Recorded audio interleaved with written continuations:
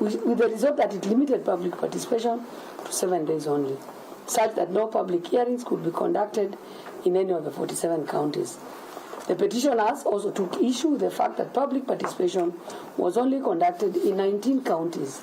They pointed out that 28 counties were excluded from the exercise in blatant violation of Article 10(1), 2A, and 27 of the Constitution.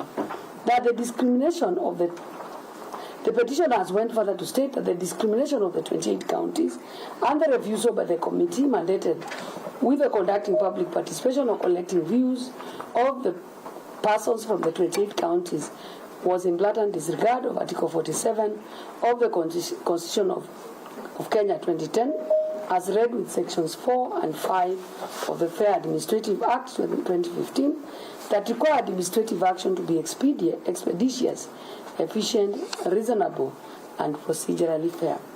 In addition, the petitioners submitted that although public participation was conducted in 19 counties, it was non-quantitative, non-qualitative, and therefore rendered meaningless.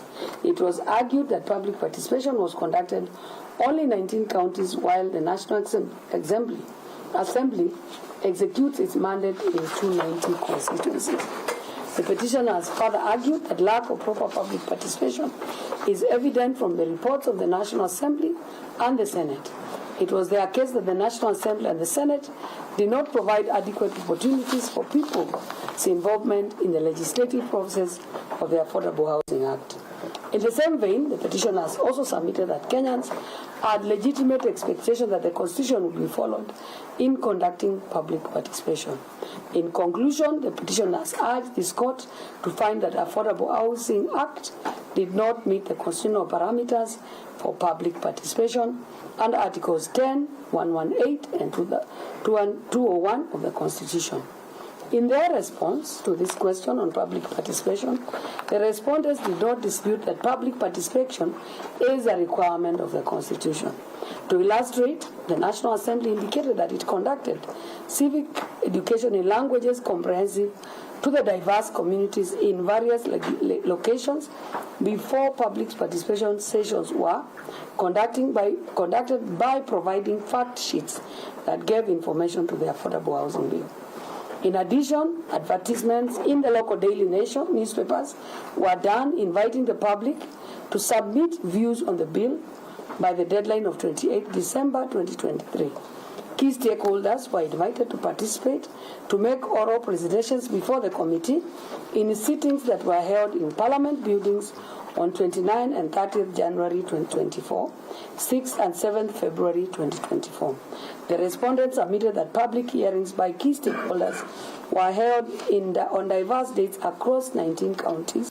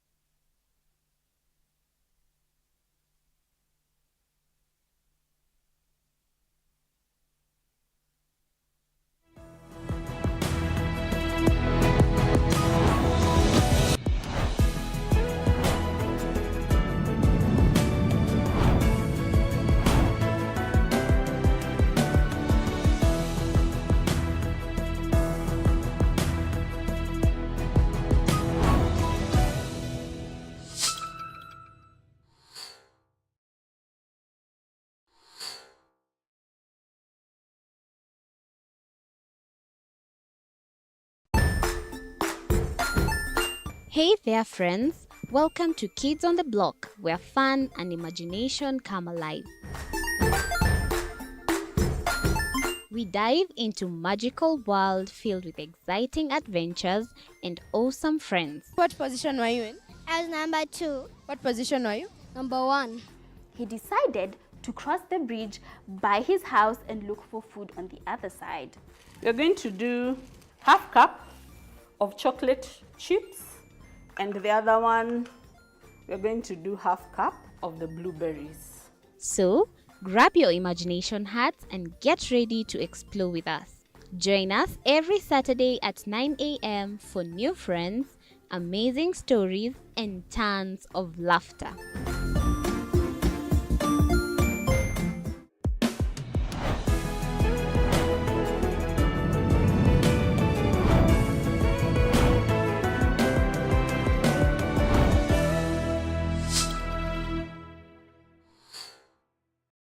Join us as we explore the journeys of those who defy the odds and break barriers. We dive deep into the stories of triumph. Sometimes when parenting a child with a special need or whatever disability, family life becomes a bit complicated and you may end up raising the child on your own. Here, we inspire. I have a farm which one we showcase with other dyslexic youths and autism, how to farm. Motivate. It's never easy, but what we do, the best thing is to work with another parent who has an elder child than yours. And break through the barriers one story at a time. Push your boundaries beyond the limit. Saturdays at 8 p.m.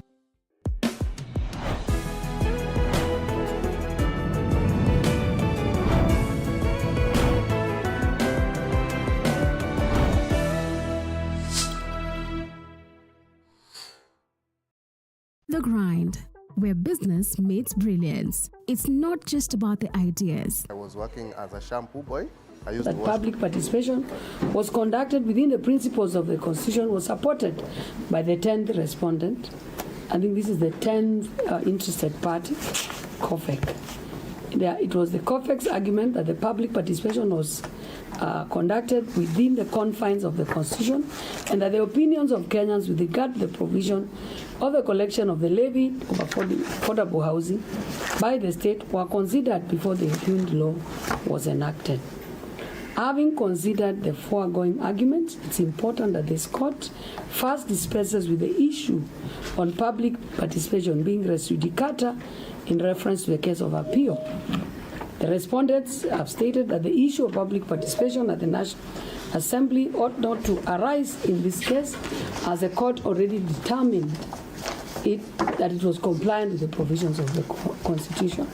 Conventionally, the doctrine of res judicata is designed to bring finality to litigation and to provide parties with closure and relief from the burden of being troubled or pursued in connection with issues and lawsuits that have already been resolved by a court of competent jurisdiction. And this is the holding in the Supreme Court in the case of Kenya Commercial Bank by Mwiri and Mwiri Coffee Estate Limited. I will not rehash what the Supreme Court said. The Supreme Court also reaffirmed on the side case and cited the case of John Florence Maritime Services and another was the Cabinet Secretary of Transport and Infrastructure, where it goes on to explain the principle of res judicata.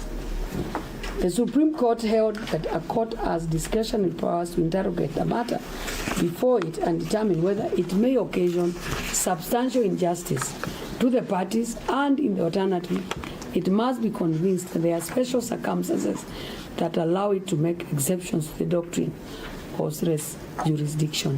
This court has perused the appeal case and noted that the petition before the said court was pegged on the Bunt notice dated 9th December 2023, issued by the National Assembly in the local dailies, requiring public participation by way of submissions of memoranda for the Affordable Housing Bill number 775 of 2023. The said court noted that the petition only challenged, this court noted that the petition only challenged this mode of public participation on the ground that marginalized communities or persons living in the slums of Korogosho, Mathare and Kibera were not able to submit memoranda in the manner prescribed. The court has also looked at the issues raised on public participation in the 6 petitions, herein vis-a-vis the issues raised on public participation in the appeal case.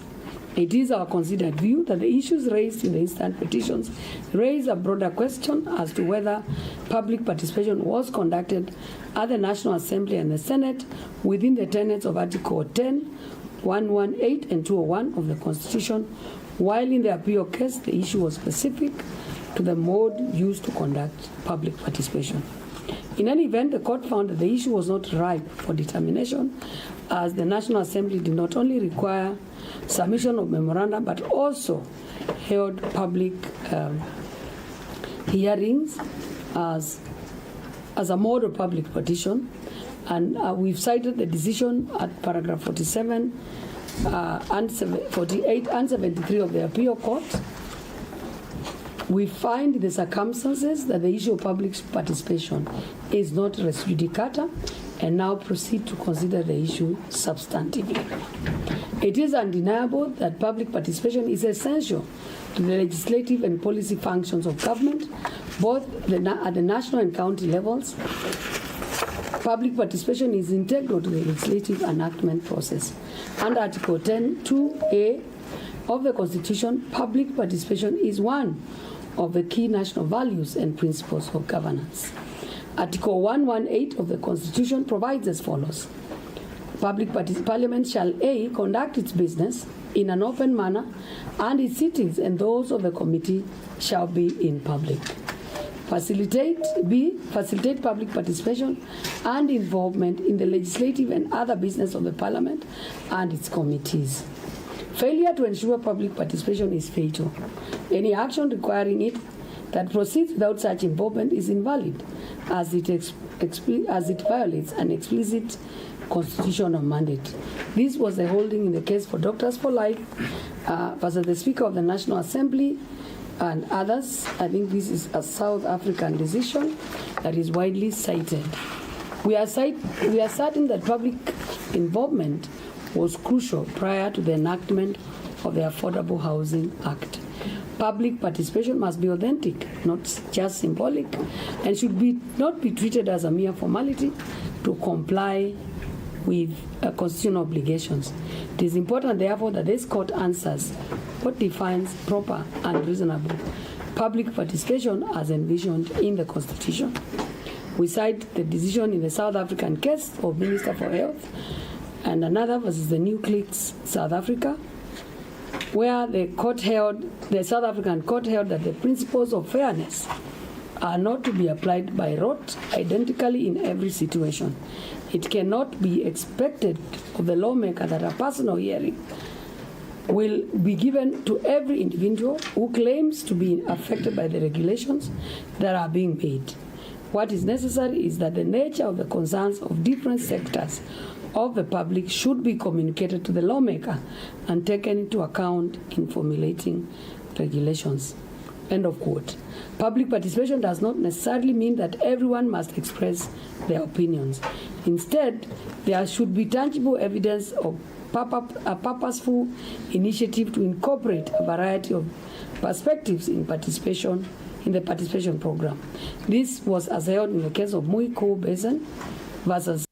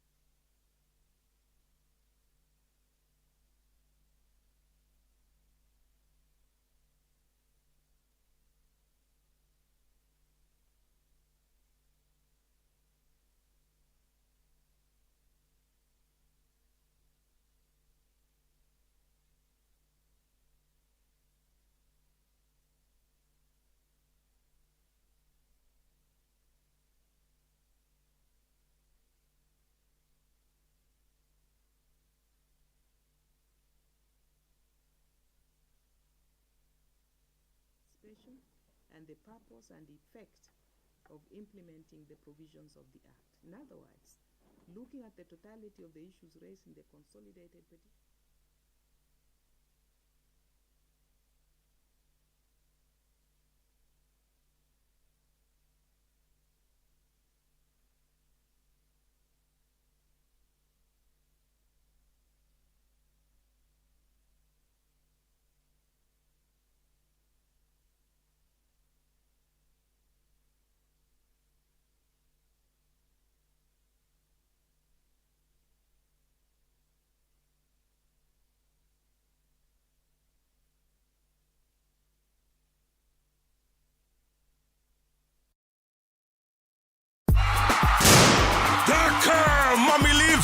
Sisi uko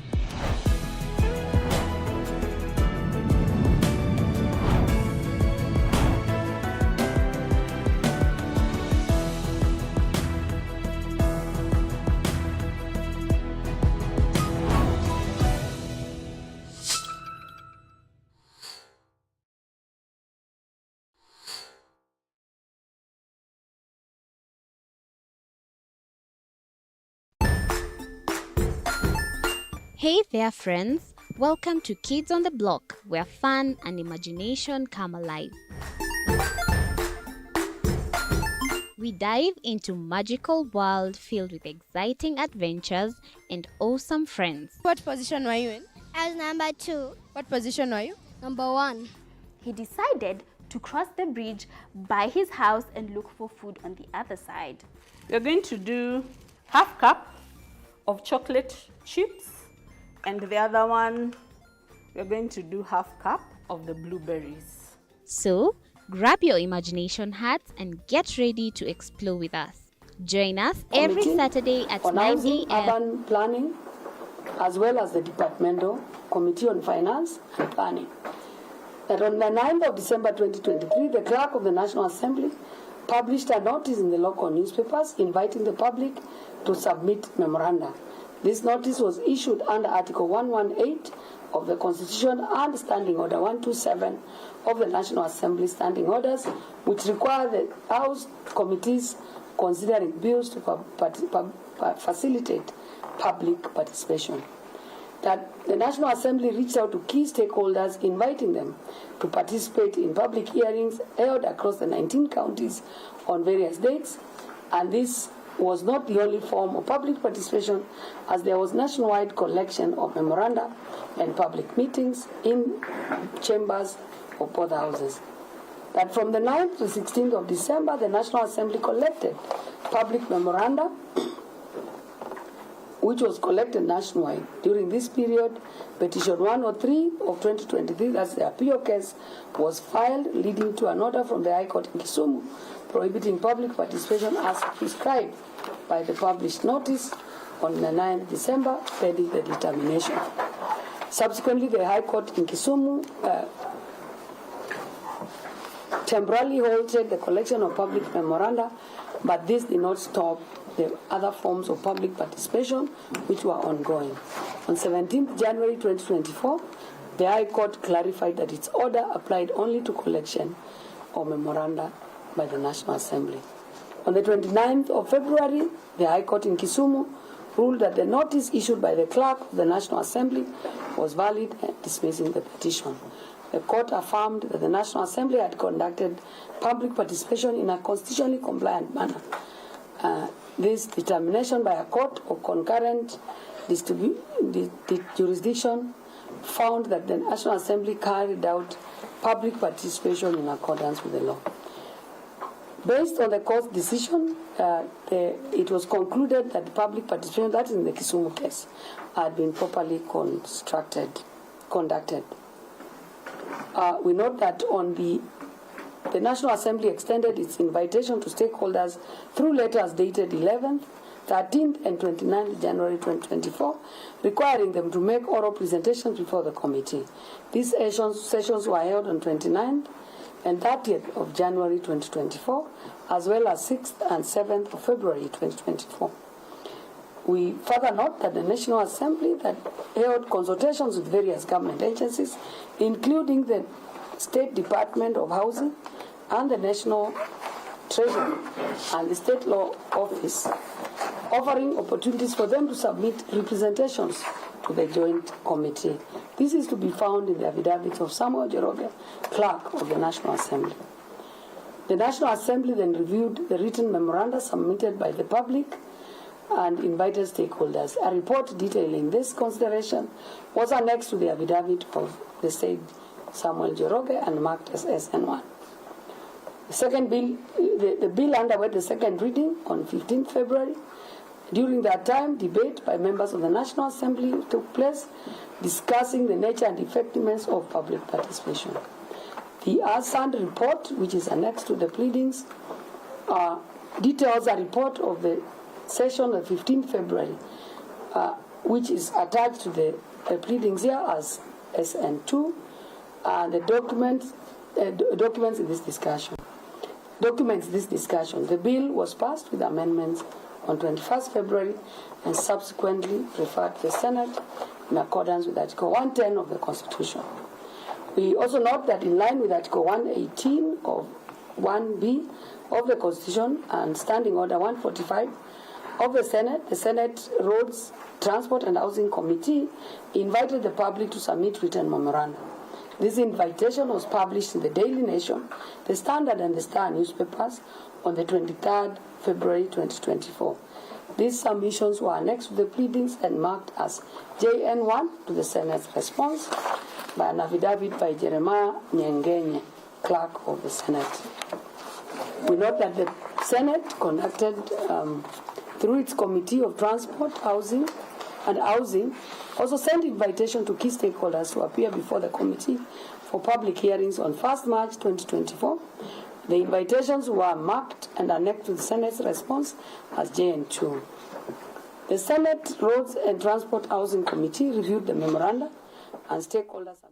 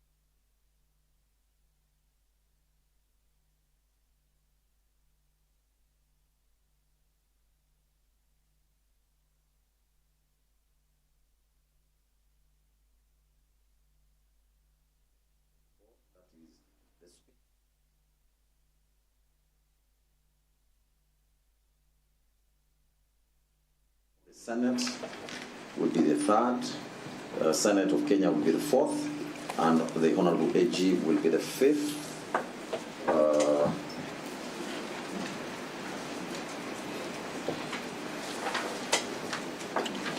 Then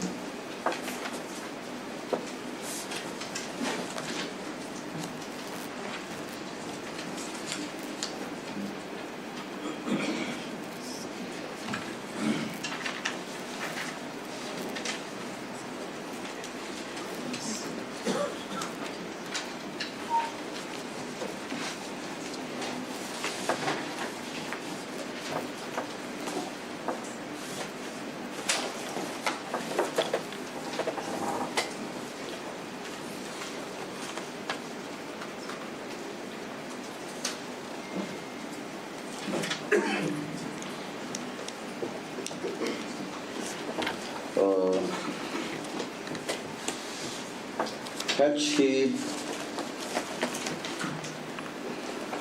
William Ruto, the President of the Republic of Kenya, will appear as the sixth respondent.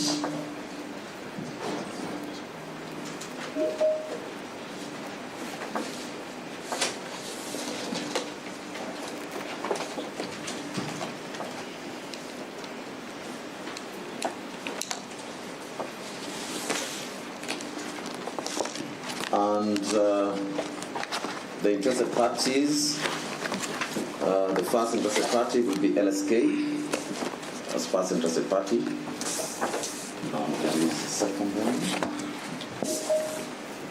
The second one will be Professor Kithure Kindiki as the second interested party. unless there's a party which is left out. Yes, my Lord,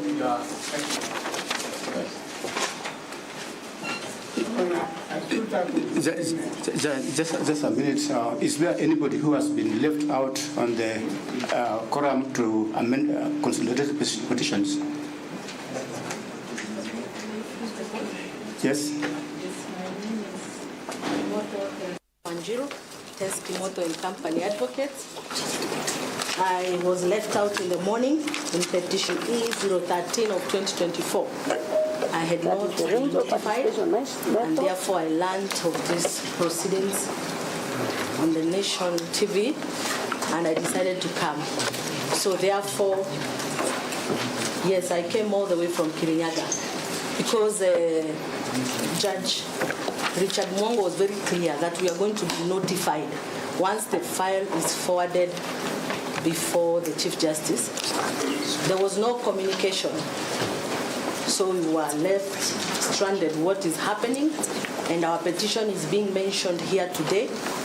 And therefore we have had to rush very fast so that I can make it in the second session, that afternoon session. Therefore, I wish. Yes, maybe perhaps we can be. Petition E13 and E14, Kagwea. Yes, it was consolidated and we were told that we are going to be notified. However, we were not notified. I just learned of it today on the TV at 11. So we had to rush very fast from Kirugoya so that we can understand what is happening and perhaps clarification purposes. Is there anybody who has been left of the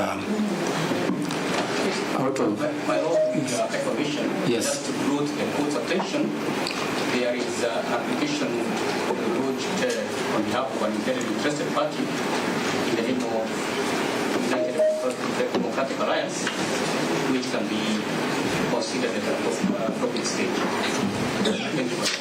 Intended interested party or interested party? It's an intended. He has not been joined as yet. on the parties? Yes. In the petition, I'm assuming it's one of those that you have mentioned.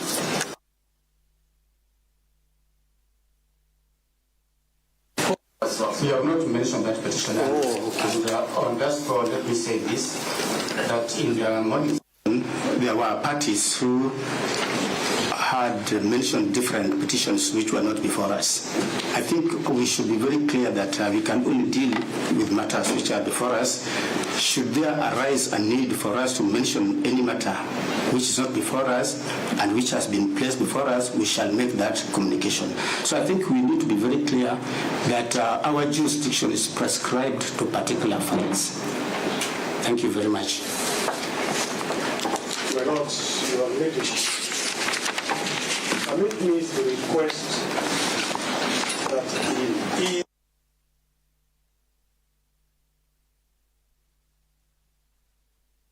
is the petition, and E015, in which the Deputy President is a first interested party.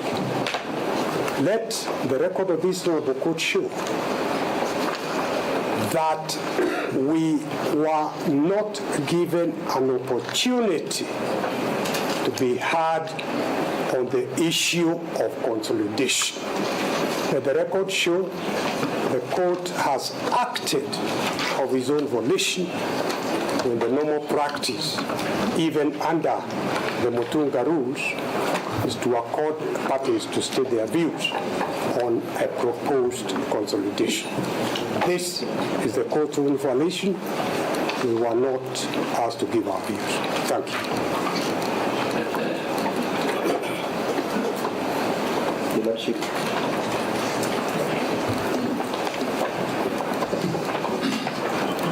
Your Lordship, we have had the orders that have been granted by the court, consolidating the matters and creating another lead file. And that creates the problem you are trying to address in the morning, Your Lordships. That now this bench has created two lead files. We have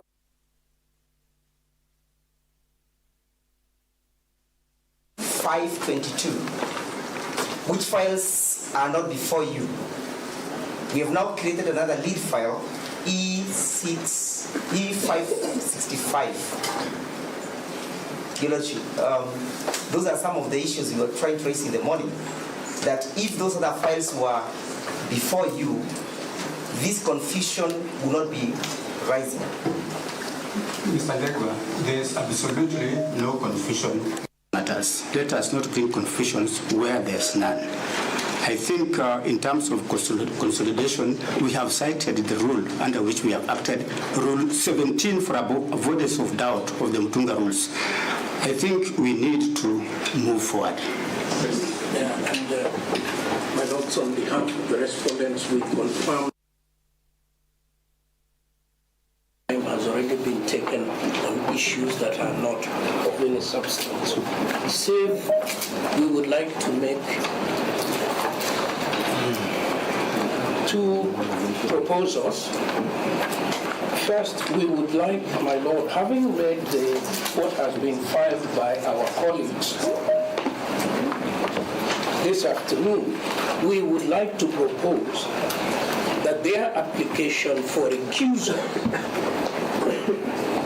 and this application questioning how the panel was put together should be had together for the very simple reason that they rely on the same set of arguments and facts. And I draw your attention to paragraph 5. They say that the impartiality of this court, the one we are before, has been questioned. And at the end of their prayers, they say that it is therefore in the interest of justice that this honorable court recuse itself. It would be gravely injurious to the respondents if they were allowed to prosecute this application, take one bite at attacking the court, then however the court rules, bring the other application for recusal and take a second bite. We would like to argue both of them together. Secondly, we would like an allocation of time, because it is quite clear to us that in the absence of directions allocating time, we are going to have another long afternoon of long-winded speeches that do not address the specific issues. We are willing to say in advance that whatever time you give us, if you give 10 minutes each, we shall accept. If you give 15 minutes each, we will accept.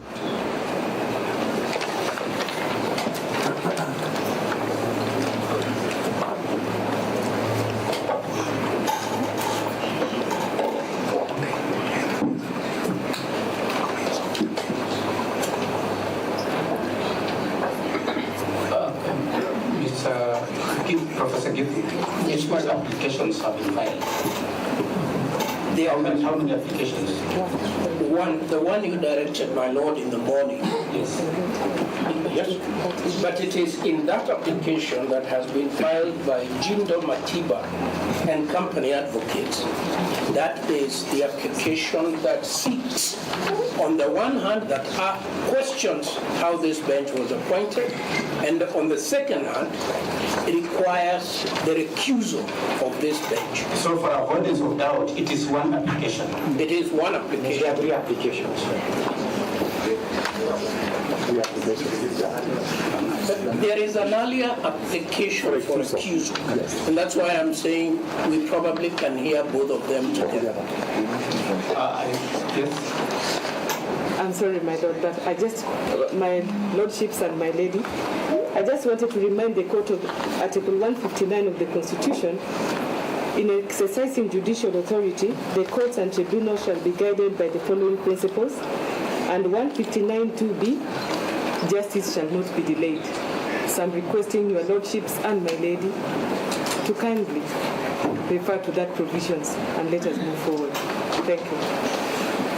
My Lord, let it come on record that this is the first time in which, on a matter of extreme national importance, we've been given 1 hour to be able to do an application, serve it, and come back to court.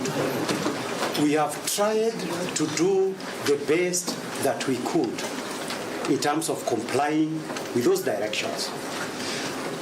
Of course, one of the issues that we could not be able to do is that the written application could not be able to do full justice to the instructions that we've been given and to our case. And therefore, my Lord, when Professor Gedhu Muigai stands senior counsel to say that we need to be gagged on the issue of time, we protest. We shall require sufficient time. This sufficient time is not forever. This sufficient time, at least for purposes of the three presenting the that applications, is 1 hour. It is the least that people deserve in an application of this nature. Secondary issue, my Lord, is the issues of consolidations. Those issues of consolidation are as different as UDA can be from Jubilee. And the issue is, for purposes of the difference, the application under Article 165, and we did not hear you talk about the inclusions, because we've had to include. Their earlier complaint in the morning. I'm sorry to say this. I have. Yes, I want to interject. If my learned friend is appealing against your orders, then there is the right forum. My lords and my lady take charge. There is no, I'm responding to what has happened. Let us be fair to each other. And my Lord, what I'm saying is this, that for purposes of those applications, the application under Article 165, because in the morning when we raised the issue orally, the questions that was raised, you are raising issues against the Deputy Chief Justice, who is not a party. She is a party now, and we have served her. We took the application on the issues of the constitutional violations regarding the empanelment of this bench. We shall need the court's directions on that issue. And we've gone through the authorities within the short period that we were here. So we are standing on solid grounds. We just need sufficient time to do our business. Issue number 2, my Lord, if that applications were to succeed, then it would effectively mean, as my learned colleague Mr. Ngoya had indicated, that then the issue of recusal of your lordships becomes academic. But if your lordships were to hold that all these serious injustices that the petitioners allege were committed by the Deputy Chief Justice are okay, then we shall now address you, the issues that concerns you. And I need to add, on the issues of authorities, because now we've been told different instructions. When we came here, we thought that while we were proceeding and taking directions, prepare the team in the office. Let them prepare authorities to argue on the issue of recusal. When we were given 1 hour, we told them, stop on the issues of recusal.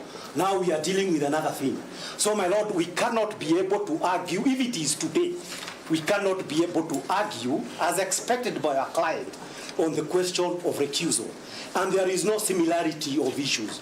Therefore, my Lord, I urge you that let us adopt fair procedure. This fair procedure has always been there. Specific application for recusal. There are 2 applications. Where are they? We are not. At least I know, therefore you mentioned one. We are not. We are actually bringing them even. One of them in number 050 is an application dated, I believe, yesterday, 21st of October. There is another one.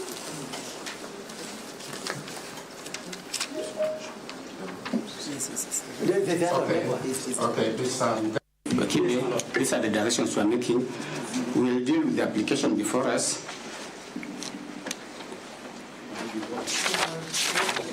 The application for empanelment of this bench.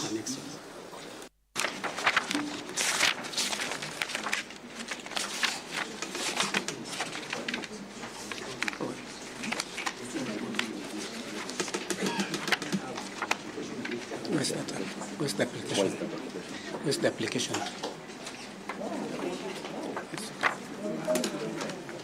Empanelment. Yes.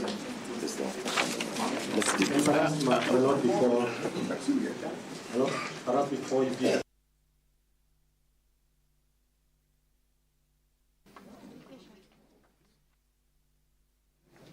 Empanelment. Yes.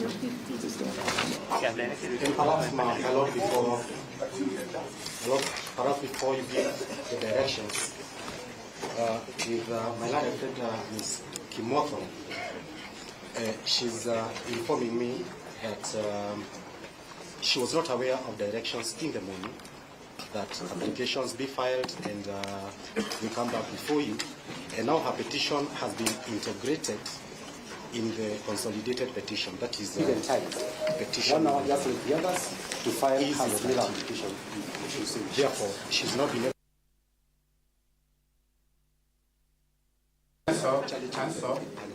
So listen to this and listen to this very carefully.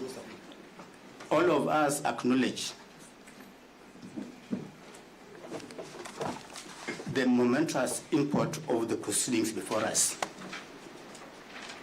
And all of us are enjoined by the rules of natural justice to do what is right.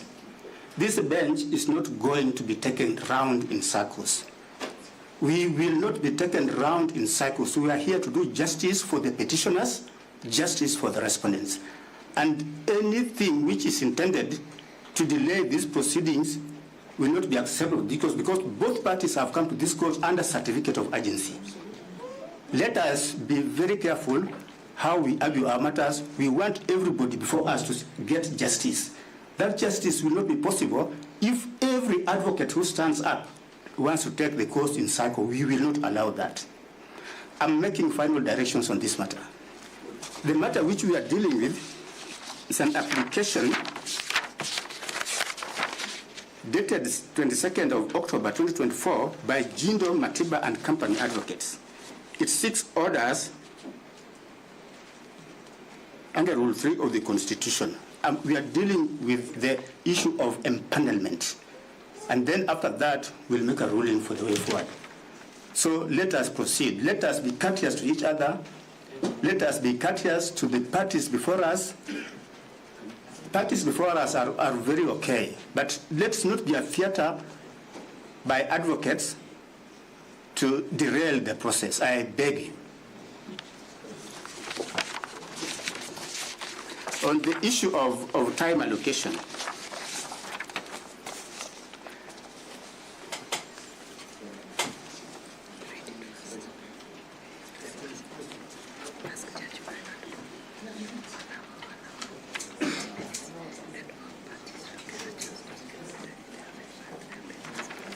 Judge Mureba will give the final issue directions on time.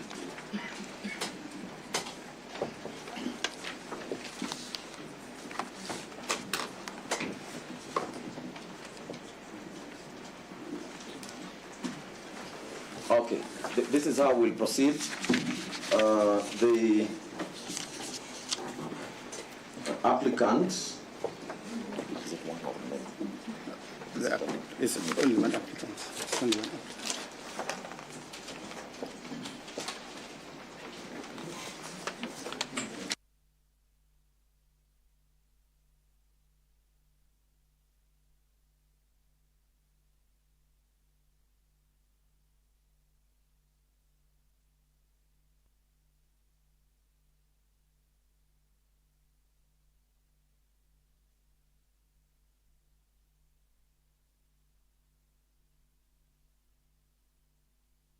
Of that application, we'll have 5 minutes to support that application. And the respondents will have 7 minutes each to respond to the application, as well as any other party which will want to respond to the application. We are aware that there could be parties who, for the good reasons given, may not have filed anything. But we also appraise ourselves of the fact that the issue before the court is an issue of law. Therefore, we'll give you time to make submissions on the issue. May I please? The clients, I and my colleagues represent the Deputy President, is the subject of the removal and the subject of his pleas to this honorable court for him not to be removed. The application for the constitutional bench is made in E015 by my friend Kibemungai, so that effectively the subject matter of removal is being given only 5 minutes. I plead with you, give us 10 minutes. How long do you need? 20. 10 minutes. I would have said... You have 10 minutes. You have 10 minutes. Thank you. Can I be heard? Yes. I received the instructions yesterday from the Georgia here. Dr. Kamuna, please, you are not audible. Oh, I'm sorry, I speak loud.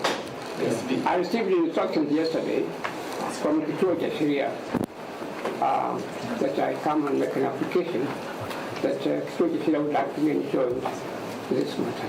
We all know Georgia Syria. We can't pretend that we don't know. And we know the role Georgia Syria has played in advancing jurisprudence of the constitutionality and the rule of law in this country. So I urge you respectfully that you place my name on record. Secondly, I would like also to place my name on record in my own right as an elder at the bar and one who has seen quite a number of things which I may not be able to say if I'm representing the Georgia Syria. That is okay. We have done that. Thank you very much. May I then comment on one small thing, my lord, the country is in a crisis. There's a constitutional crisis. There is a national crisis. And our coming to this court is like commencing or opening an opportunity for healing in the country. And if I may say so with tremendous respect,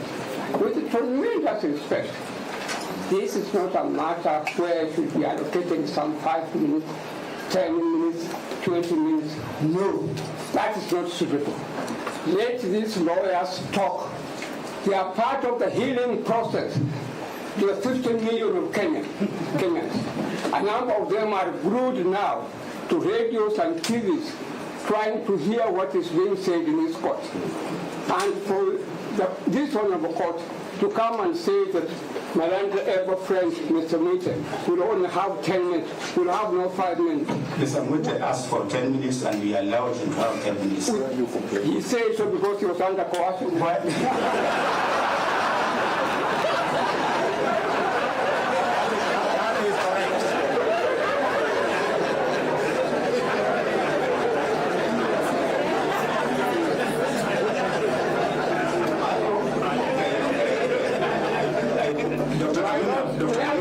I have taken the trouble to read this constitution of Kenya. I have taken the trouble to read constitutions of other countries. In fact, the way things stand at the moment, the constitution law is evolving in such a manner that it's no longer confined only to Kenya. We can have a concept of international constitutional law. And if you read that law, including the American law, which I've taken the trouble to read, and which I've had access to it for many years. Dr. Kamuna, we made proposals. We gave directions. Apparently, you were not satisfied. What is your version? What would you want us? You want to give everybody how much time? My Lord, forget about the concept of time. Forget, where are we heading for? What are we heading for? So, yeah. Yeah, we want the country to wake up and to revive. and to give the life to the country. The country is Kenya, if you don't know what I'm talking about. Let the lawyers say what they want to say. This should be part of the healing process of the whole country. Dr. Kameno, I ask you, we have given directions on time allocation. Your hands are not tied with respect. Okay, tell us, just tell us, in your view, how much time do you want us to allocate parties? I'm saying to the finance, my lord. We talk about time in the civil matters and so on. But we are dealing here with the issue of impeachment. Issue of impeachment of the deputy president. It's not a small matter at all. It's a matter that is starting the whole nation. It has paralyzed the nation. We have had you, Dr. Kameno. Let Paul Minister be given as much time as he wants. Let the professor be given as much time as he wants. Let the Honorable Attorney General be given as much time as he wants. That is the healing process. And from this court, we shall all march forward with confidence. If I may quote Mutajo Makinata, kifua mbele na matako nyuma. Let us talk about time. Where are we going? My lord, where are we going with please, with respect, will you sit down, please? Kameno is talking. Will you sit down? I don't command the man only for yourself. Will you sit down, please? I am talking. I am on the floor.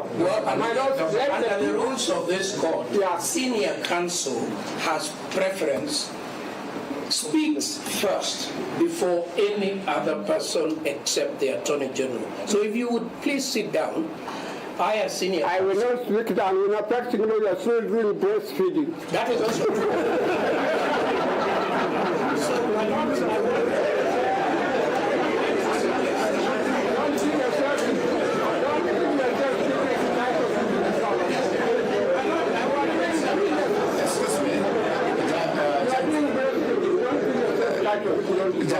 My lord, what I'm saying, finish what you're saying. What I'm saying to you, my lord, we need a healing process, and this court is going to provide that healing process.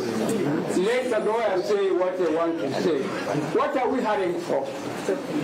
Let us not have some people calling themselves professor or senior counsel titles that don't mean anything at all when it comes to this. I think my lord, they mean something. They do mean something. Something means something when it's you and you approve it. My lord, all that I'm saying to you, let people talk. Let people address you. Where are we going? People will talk. When the country is burning. Dr. Kameno, you have made your point. Yes, thank you very much. You have made your point. I have made a point. Professor. We have a Deputy Chief Justice who has been removed irregularly. Let us be given time to be able to address it. My lord, I think those of us who are representing substantive respondents, we all agree that you have given orders that we will comply with, including my learned senior PK Moite, who I believe you have added some more time and he's happy with that. Maybe it would help if we informed Dr. Kameno that it is not the whole matter that is being heard in 10 minutes. It's a very small slice of an application on empanelment. That's all I wanted to clarify. So, Dr. Kameno, I've heard what you said. We'll stick to the time allocations, but in the event that one party needs more time, they will tell us. When we come to substantive matters, let people say what they want to say. I agree. Yeah, where are we heading to? Thank you. Yes. Thank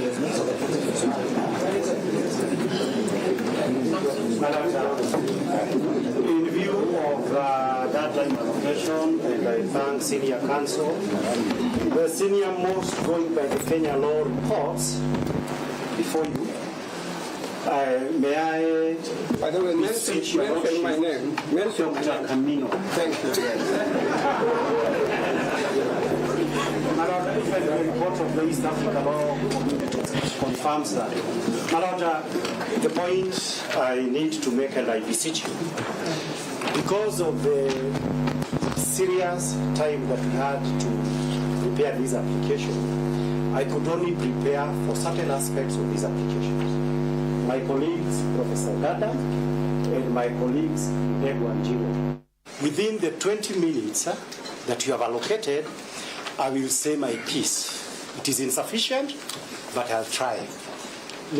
Please give Ms. Professor Gada and Mr. Ndegwa and Jiro 10 minutes each, and at the end, when we hear what the respondents are saying, you kindly give me, you didn't indicate, 20 minutes to do a rejoinder. That will enable us to be able to proceed without anybody feeling we want to be here forever. We don't actually want to be here forever. We want to deal with the business of the day. So that, my Lord, that does not change any time allocations by more than 30 minutes. So I urge your Lordship, I'm starting. Yes. So that I do 20 or gather 10, 20, because he has to deal with some authorities. I didn't get enough time. Then I'll do the rejoinder. My Lord, the application that is before you is dated today. It is supported by the affidavit sworn by, it is supported by the affidavit sworn by Honorable David Munyi Madenge. And for the record, all lawyers from Matiba, Ogada, Ndegwa, and myself, the record indicates we act for everybody without drawing any distinctions, because I believe there will be no time for that. So we act for all the respondents, for the petitioners, for purposes of E015.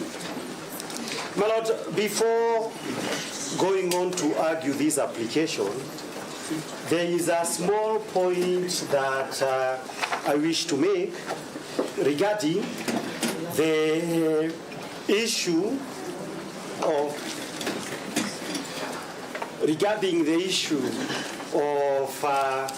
why are we having a situation where to everybody watching we seem to be following an unusual path. My Lord, there is one substantive issue of procedure that we need to point out. The petitioners are before you on account principally of the violations of the Bill of Rights. The petitioners are also here on account of the relevant provisions of impeachment. The petitioners are before you, my lords, on account of the fact that the business that the framers of the Constitution ordered, one, for appointment of a nominee to take place within 14 days, and for Parliament to do it within 60 days, somehow happened within 4 hours. My Lord, those are the principal reasons why we are here. And what is the immediate context? The immediate context, my lords, and why we are here is that when petitions are filed, the duty of this court under Articles 19 all the way to 25 is to ensure that it decides whether or not the violations as alleged by the petitioners has taken place. My Lord, the way in which the law, and this is express positive law, requires that to be done is by way of a judgment. By way of a judgment is the only way that the people of Kenya would be satisfied. Have these rights been violated or not? In order to ensure that that judgment, which is the express constitutional mandate, is given in circumstances that are not academic, Article 23 of the Constitution provides that conservatory orders may be given. When this matter went before your brother judges, probably a sister also, in their wisdom, they directed this matter as such enormity that we need to preserve the subject matter. That subject matter, my lord, the preservation of it would be to ensure the relevant office remains vacant until this case, through a judgment, pronounces itself. But my lord, why are we here and why is there a heated discussion? We are here and we are having a heated discussion because what is the clear intent of the Constitution is being circumvented, so that to ensure that the subject matter is not preserved. My Lord, this would be akin to a situation in which somebody comes and says, I am being evicted and my things are being removed. A court says, stop the eviction process up to where it has occurred. Then the respondent comes and says, no, lift those orders so that I can carry those things that it is alleged I was unlawfully taking. So that, my Lord, in the face of the fact that what conservatory orders are supposed to serve, I beseech you, and I believe the entire country would expect that there has to be preservation of the subject matter of the application. So that, my Lord, now, that being the context, it is absolutely important that we do not lose sight of the moment. It is heated, one, because there was a sitting on Saturday. Before application responses could be made, we found ourselves here. We were supposed to come here on Thursday. We are here on Tuesday. So that, my Lord, and there are a lot of matters that directions must be given. So that, my Lord, that context would be absolutely important, because when all is said and done, the critical issue before this court is a right under Article 25, the right to fair hearing and human dignity. Right to fair hearing and human dignity cannot be violated even during an emergency. My Lord, that being the background, I ask you, and we shall be asking you, because that is the context where all these things are happening, that you ensure that whether heaven falls, the High Court must stand up, if for nothing else, for the right to preserve the subject matter until this High Court pronounces itself through a judgment. Because that is express law. Having said that, my Lord, I come to the prayers. The prayers are like this. And we had already indicated. There are about 6 substantive prayers. The linchpin of these substantive prayers, my Lord, is the fact that the Deputy Chief Justice, under Article 165, does not have the power to appoint or assign, as the words used by the constitutions, members of a certain court to hear the matters. My Lord, Article 165(4) is very clear. Where the constitution says the president and Article 149 can nominate Kindiki, there is no argument that is made that a minister or somebody else can be made. We expect that there can be no feasible argument where the Constitution has expressly said that the Chief Justice shall do something. The Chief Justice in this case did not empanel this bench. My Lord, we are urging this honorable court to make a finding that unless the Constitution is interpreted or amended to give the Chief Justice, the Deputy Chief Justice, the power to empanel a bench by express reading of the Constitution, she cannot be able to do that. Issue number 2, my lords, is that it is not for nothing that it is one of the biggest occasions that the senior most judicial officer is the one that the people of Kenya, judicial power in the first place vests in the people. Judicial power by express words of the Constitution or to do this appointment and to act under Article 165 was vested on the Chief Justice. It is not by accident.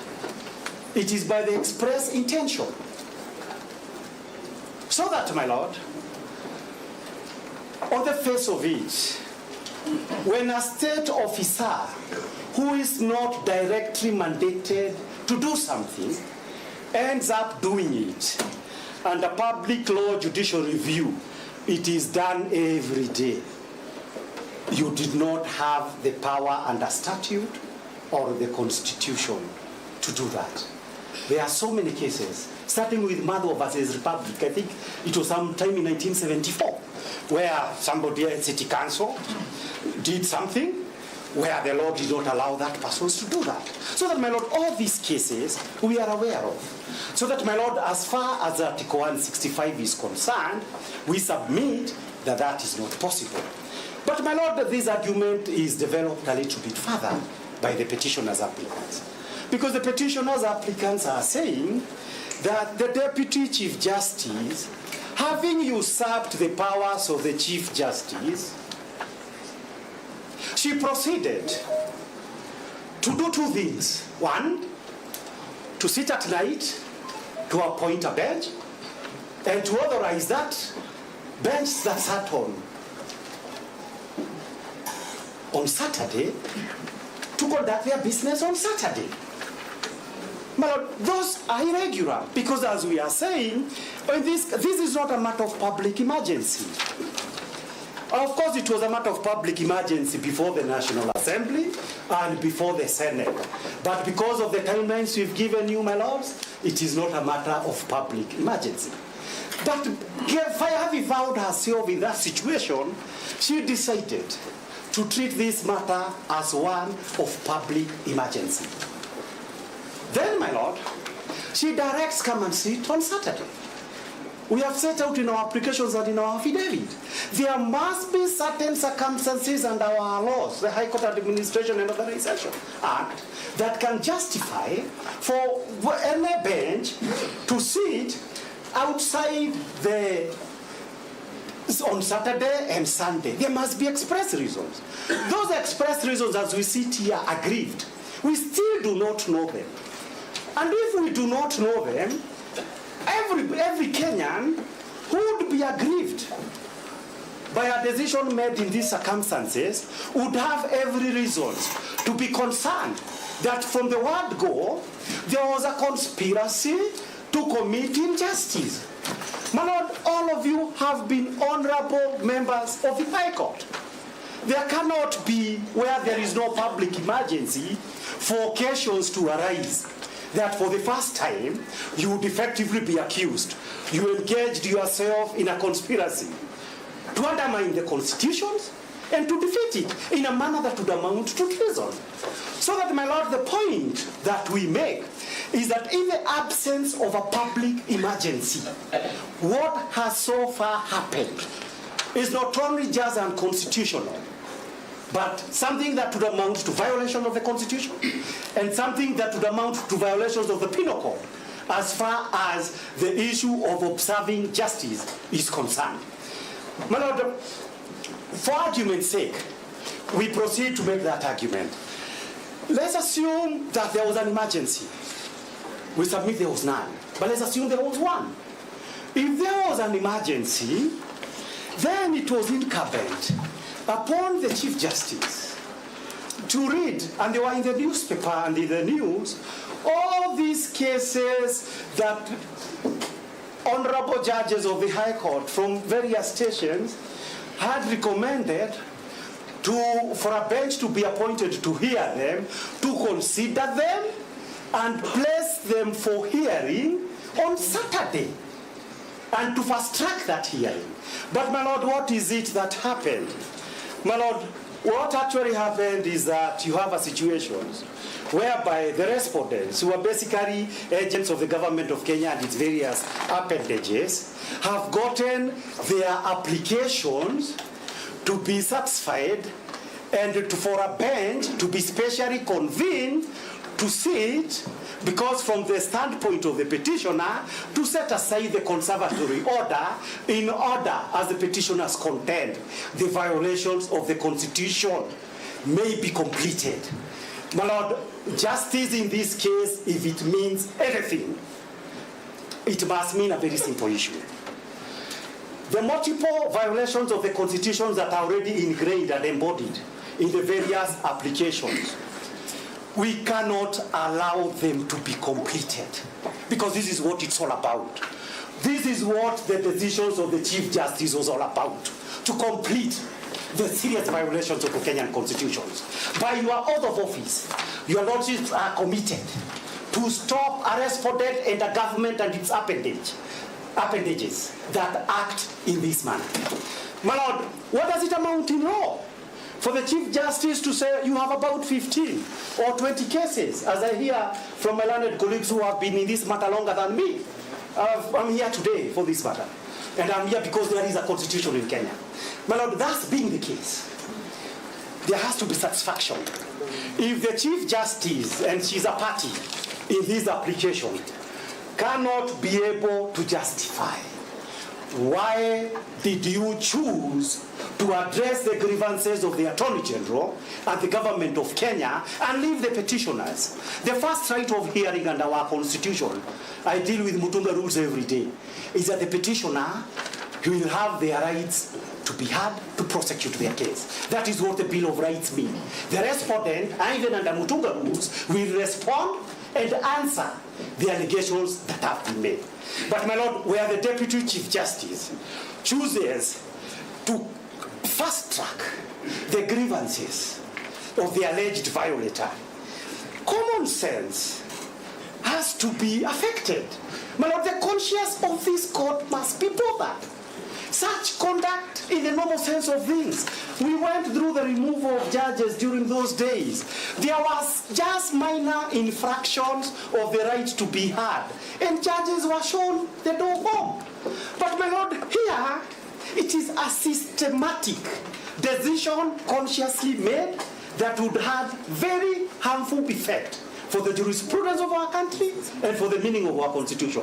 So that my Lord, so that my learned friends can be able to speak for themselves, we are alleging that as long as the bench has been appointed by the Chief Justice who has declined to follow the fair process for purposes of appointment of the various judges to sit, there cannot be a valid appointment. Not because I and my colleagues here would have anything on a good day before any of you, your lordships. We have done very many matters. You have courageously stand up for the constitutions in various matters, but my Lord, unhappily, we have to be the ones saying that it would appear to a section half of this country, if not 3/4, that you have been enlisted in service of the violations of the constitutions. My Lord, that may not have happened, but that is the only way reasonable people would be able to interpret all this, particularly against the background that even the Gen Z were abducted. The substantive Chief Justice did not empanel a single bench to sit on Saturday or on Sunday. That is why this, but the context in which this matter must be viewed. My Lord, there are certain authorities, my other colleagues will go through them, but I need to mention at least two things. My Lord, of course, the arguments would be made. I think there was some time back, probably in the Okiya Mtata case, my learned colleague will clarify, where the Deputy Chief Justice, the same Deputy Chief Justice, made an appointment. There was no substantive Chief Justice at that time. There was a decision that was saying this is administrative. That decision is not binding. But my Lord, more importantly, now that this issue is arising directly, this court must retire, make a very reasoned decisions to settle this issue. Whether in every other case in which the constitution or statute says so and so will do this, if that so and so does not do it, without failure, the High Courts and the Court of Appeal have always held there was no jurisdiction. An order of certiorari have always issued. It shouldn't be different in this particular matter, because the power belongs to the Chief Justice. Now, the second issue is a decisions, I believe, one of you was involved, and I believe it is a case of Okonjo Mtata versus JSC, and the decision in that decision was that at paragraph 29 to 38, basically it says that where there is a substantive Chief Justice who is a state officer, she does not cease to be a Chief Justice in this era of technology. And accordingly, the Chief Justice the CJ does not have authority under the constitutions to assign roles assigned to that office. So that, my lord, in this case, even assuming that in writing the Chief Justice had assigned this role to the deputy, and that has not been alleged, it would still not be good enough, because wherever that the good Chief Justice might be, this is something that she could have done as expected her. And the people of Kenya obviously would be interested because of the nature of this matter. Why would the Chief Justice abdicate to do her job and let her deputy to do her job in a manner that aggrieves the petitioners? That is an important question, because it is the job of the Chief Justice. There is a huge mandate that is given by the Chief Justice. Do your job with the entire authority that your office carries. So it cannot just be that it is for the Deputy Chief Justice who has usurped. It is also abdication. What would be the basis for abdication? The Chief Justice not to do their job. The other case of, just 1 minute, 1 second. The other case of, I think my learned colleagues, so that it can be faster, I don't want people to knock me. My learned friend can do her. Let him do his 10 minutes, then he can do his 10 minutes. Thank you very kindly, my lords, my lady. I'll only highlight a few issues which are legal. I'll move from Article 1 of the Constitution, your lordships. That Article 1 has created organs of government. Among them is the organ of the judiciary. And it has clearly provided, your lordship, that the people of Kenya, in exercise of their sovereignty, they have delegated their powers to those organs. In this case, the power under Article 165, Clause 4, is exclusively delegated to the Chief Justice. Your lordship, in administrative law, it's right that a person who enjoys delegated powers cannot further delegate those particular powers. In this case, in this circumstance, your lordship, it is not known to the petitioners under what circumstances the Chief Justice may have delegated these powers to the Deputy Chief Justice. It is our humble submission, your lordship, that the powers and the functions under Article 165, Clause 4 are not capable of being delegated.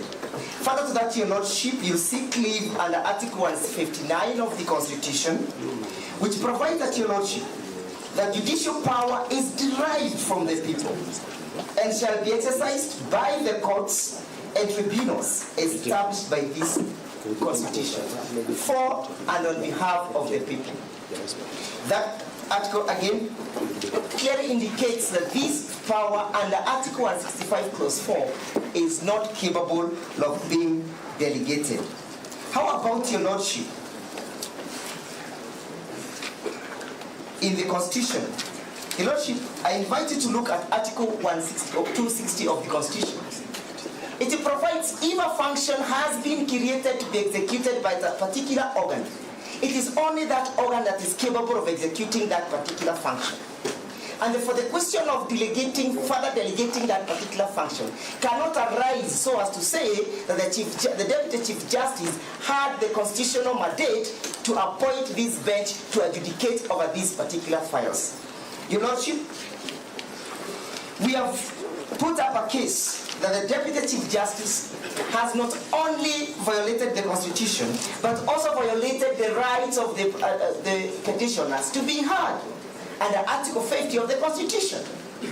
When they moved to appoint a bench of this, the bench, and failed to notify the parties herein as evidenced by the counsel appearing for the petitioner in petition number 14, it tells your lordship that the expediency for which it was done was so as to meet the objective of setting aside the orders that were granted by your brother Justice Mwongo and your brother Justice Mwita. Your lordship, when you retire to make a ruling of our application, it is important that you pay serious attention to paragraph 12 of our affidavit, paragraph 21 again of the affidavit, paragraph 22 again, and also paragraph 27.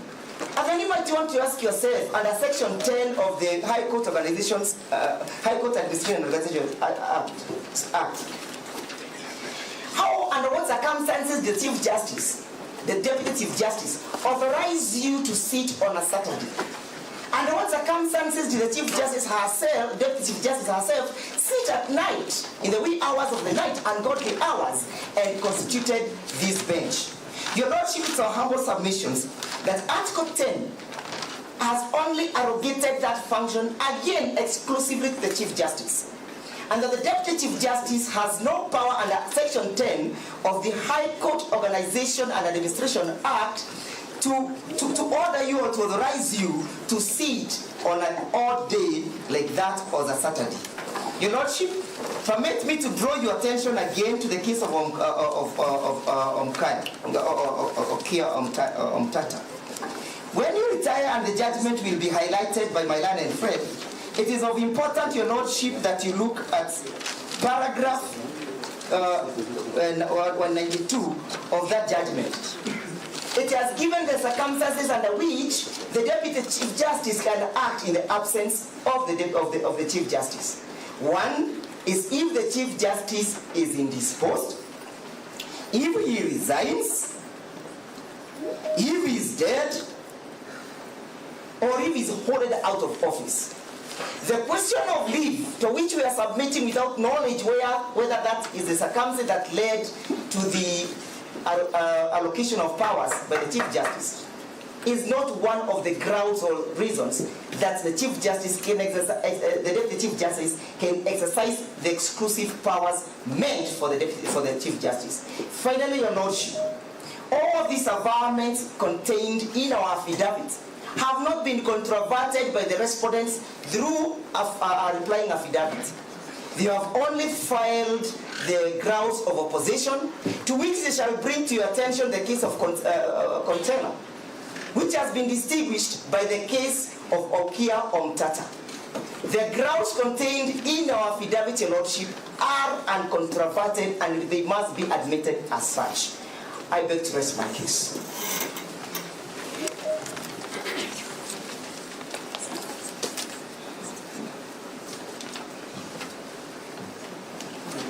May we request counsel to give us specific reference to Okia Omtata has been mentioned by two counsel.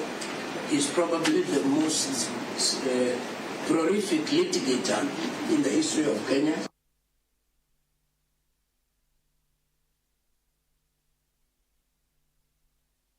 I will certainly be addressing my senior at the bar and senior at the academy, Professor Gido Mugai. It is a pleasure being with him in court. A man or woman who plants a tree, not knowing fully well that they will not sit in its shade, knows the meaning of life. You sit today in such an epochal moment that what you do here has significant ramifications for the Republic of Kenya. It is for you as a court to rise to the occasion. This court has defined the Constitution as a transformative constitution. And this was done by this very court, differently seated in the BBI case, David Ndii and others, versus the Attorney General. And this is what the court said about the Constitution 2010. It is a constitution of a transformative character. And this transformative character of the Constitution induces large-scale social change, including the character and conduct of politics. That the Constitution bears an internal theory of interpretation. Starting point for discerning that internal theory is Article 259 of the Constitution. That formalistic approaches to constitutional interpretation are not favored.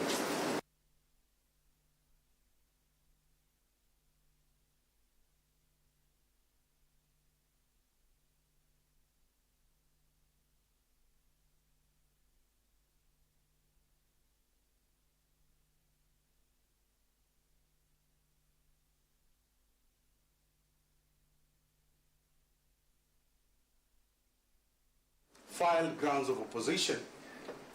And in their grounds of opposition, they raise a case, Lorna Conchela and others versus the Chief Justice. That was the grounds of opposition by the Attorney General.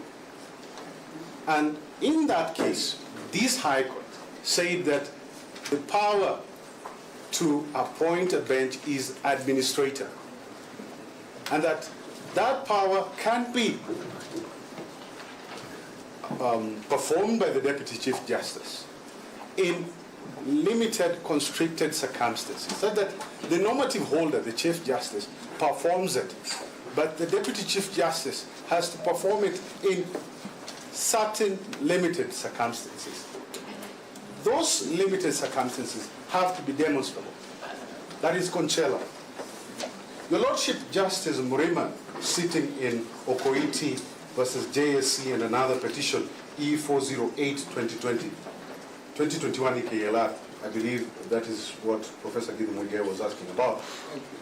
Paragraph 29 to 38. Justice Murima finds that the authority under Article 165.4 is a constitutional authority, so that that authority cannot be delegated by the Chief Justice, because the Chief Justice does not cease to be a state officer, even on leave.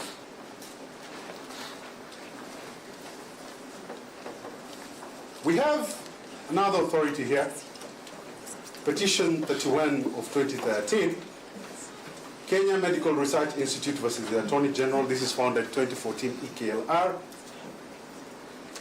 at paragraph 37. Kenya Medical Research Institute versus the Attorney General and three others, 2014 EKLR. This case at paragraph 37 says this, that the Chief Justice under Article 165.4, the authority to empanel a bench, performs a constitutional mandate. And this is not an administrative function, as was in the old constitution. Where do we go? I'll invite the court to look at the express wordings of Article 259.3a that expressly decrees that authority granted to a specific office must be performed by that specific officer. That is Article 259.3a.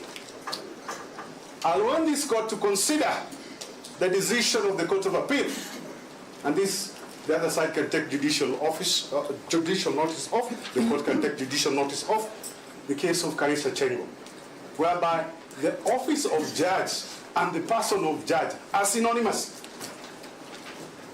so that the Chief Justice, the person, and the office of Chief Justice are synonymous. And therefore, we cannot separate and delink the holder and the person.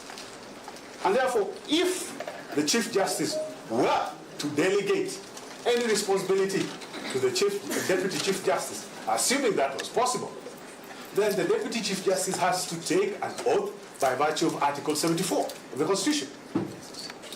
There has to be instruments prepared authorizing the DCJ to act as Chief Justice, and for what purposes? Ladies and gentlemen, Honorable Court, the Greek tale of Ulysses, the coxswain who was asked to block his ears using wax and to avoid the temptation of alluring music, that story echoes well for you today. There's politics, there's a lot of heat and rancor, but for you, as the court, an apex court under the Constitution, yours is to uphold and defend this Constitution as required at Article 3. That's the sole mandate of this court. Thank you.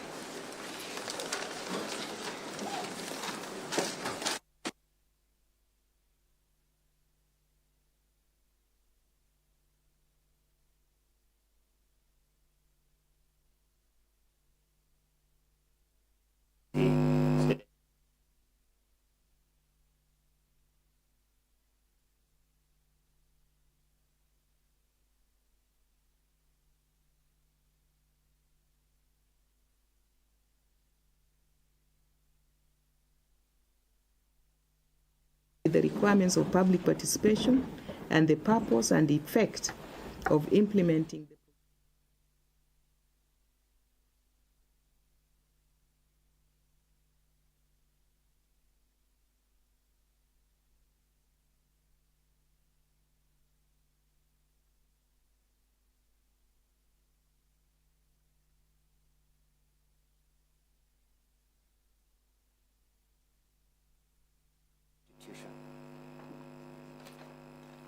Article 141, Clause 1 of the Constitution provides, and I read,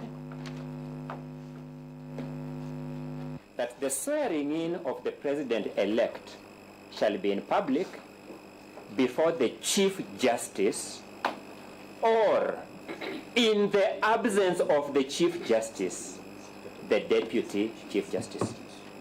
It's very clear. It says who must do and what will happen in the absence of that person.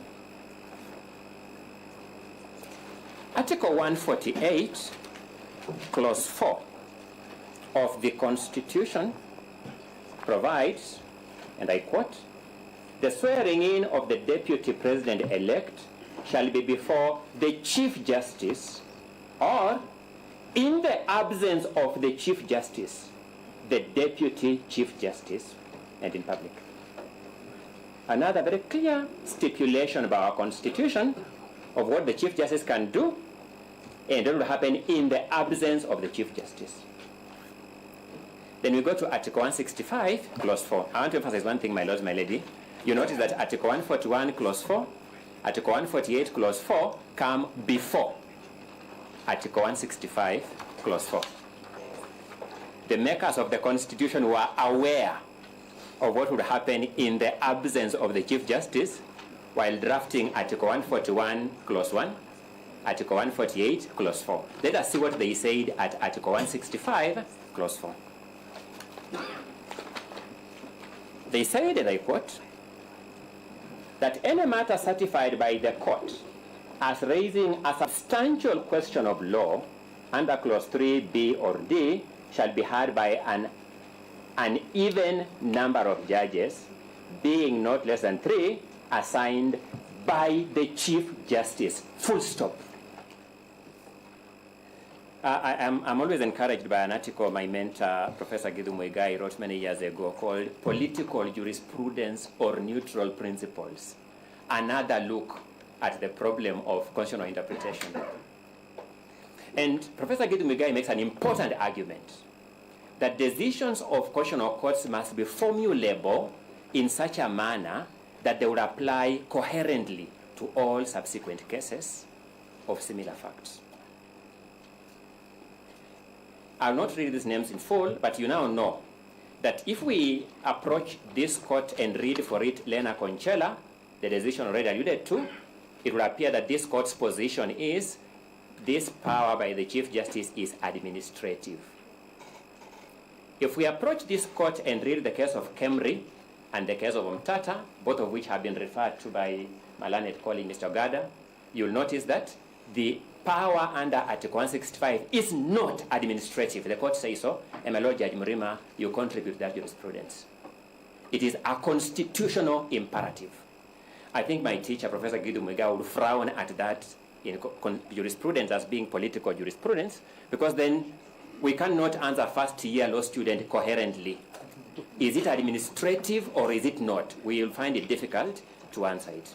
Fortunately for you, as judges sitting here, you are not bound by those previous decisions, and you must come to the correct interpretation of the law in a manner that would address similar cases in the future coherently and without subjecting the judiciary to possible embarrassment. So then you will have to go and read what the two cases say, Kemri and Omtata, constitutional imperative, and what Concella says, administrative. But then you look at the eventual verdict in Concella, even when they say it's administrative, they set out the preconditions for that. And the question you want to answer is this, my lords: have those preconditions even been met, assuming even that you take it by administrative, for the Deputy Chief Justice to take up the tools of constituting a bench? Because that's the limited question that we are here to address and to guide this court. I make out an argument that none of those grounds has been met. For example, we sat in this court in the morning, and I know this question will arise subsequently when we deal with the application for recusal, where my lords say, no, you know, in the virtual courts, in the virtual system, we can sit on anywhere. I'm trying to paraphrase it, my lord, so if I get one word wrong, it's not for any ill intention. We can sit at any time You can sit from anywhere. You can sit on any day. So that, can the Chief Justice, for example, be virtually absent? Is it possible that the Chief Justice of Kenya distinguishes herself as the first person to be absent virtually?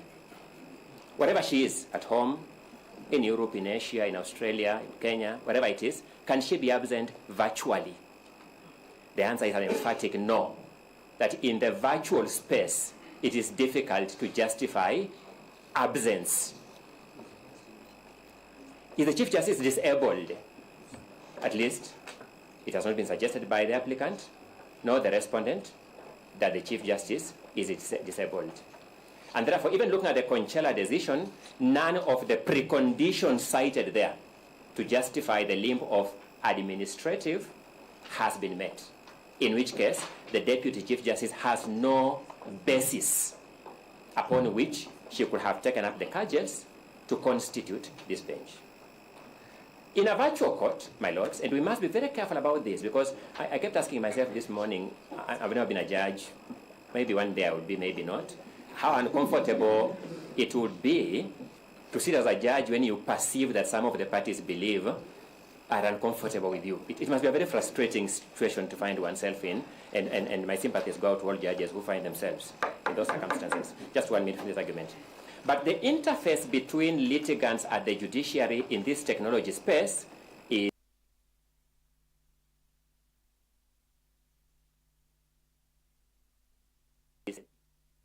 that we are interacting with. None whatsoever. Is the judiciary immune from the principle of transparency and accountability? It is not. If the Deputy Chief Justice makes such a consequential move as taking up the powers vested expressly in the Chief Justice, that's a matter she must, number one, expressly disclose by lodging it in the CTS for us to interact with. Number two, provide reasons for taking up that role in that direction. We ought to have seen a decision saying, for the following reasons, I take up this role of the Chief Justice, then proceed to give directions. In the absence of that step, my lords, you have stood up as individual judges, as some of the greatest defenders of our Constitution. That character you have established in the past demands that you look at the Deputy Chief Justice in the eye and say, you may have been well-intentioned. You erred. You fell short of the constitutional standard, and therefore, by virtue of Article 2 of the Constitution, what you did was null and void. Our seating, the three of us at this bench, is null and void. We must down our tools at that juncture. Allow me to invite my senior colleague, Senior Counsel Paul Mwite, to carry forward and finish our argument. And thank you so much.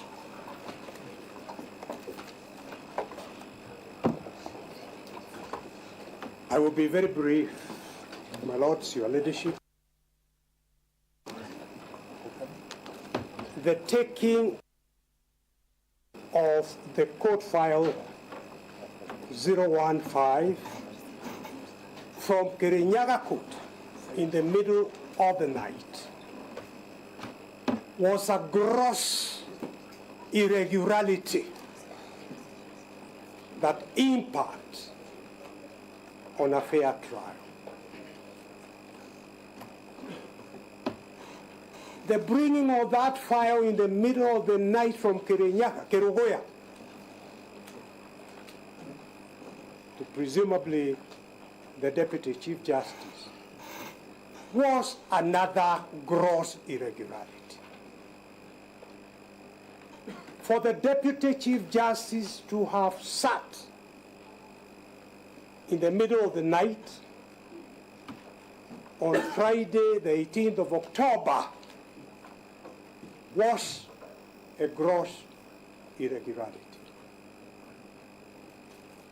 The absence of communication from the Office of the Deputy Chief Justice to the parties in 015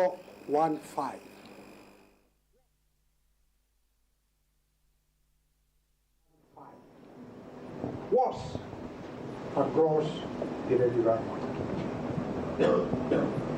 For your lordships and your leadership to have sat as a court outside the prescribed court days on a Saturday was a gross irregularity.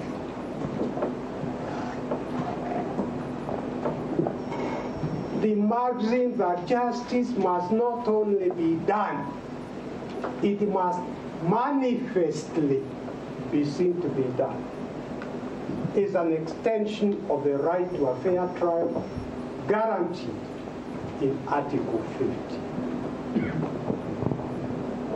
This litany of irregularities contaminates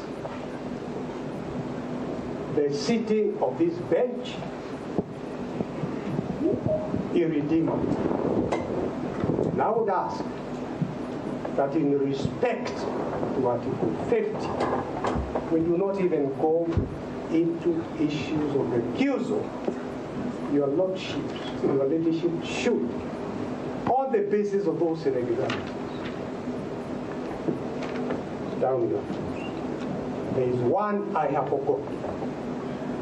When this honorable bench was hearing our plea for an early date, this honorable bench said the earliest date they had was Thursday of this week. So now, with this litany of irregularity, this honorable bench found time to give a hearing today when they would say they are only available Thursday. Let justice be seen to be done. The only agency that one is able to trace is that somebody somewhere is in a hurry to vacate the conservatory orders that preserve the substrata of the petitions for very weighty issues in order to swear in somebody somewhere. Yes, no, you are concerned with the Constitution. Permit me to point out with a lot of respect, my lord, to your leadership.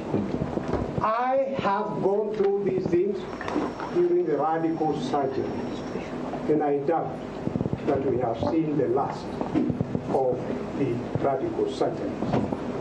And my plea is that you preserve constitutionalism, you preserve the dignity of this court, because the people of Kenya are looking up to the judiciary only. Preserve that. I thank you.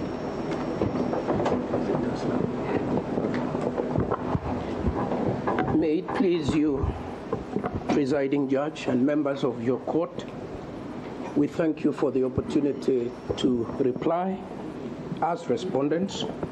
Before I do that, I want to thank Dr. Oga. To find out whether we are with the phone meter or not.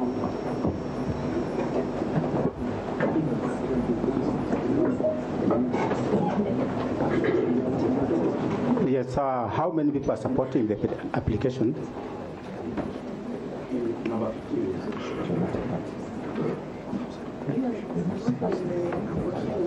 Are you parties in this matter?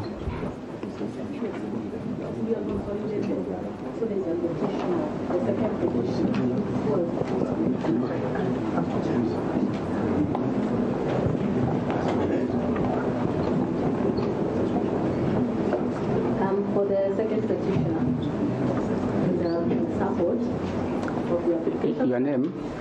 This is Kimoto Teresia Wanjiro from Tess Kimoto and Company Advocates. For the second petitioner.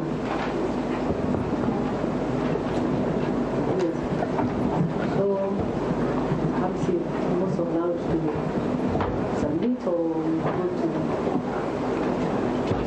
Okay, thank you.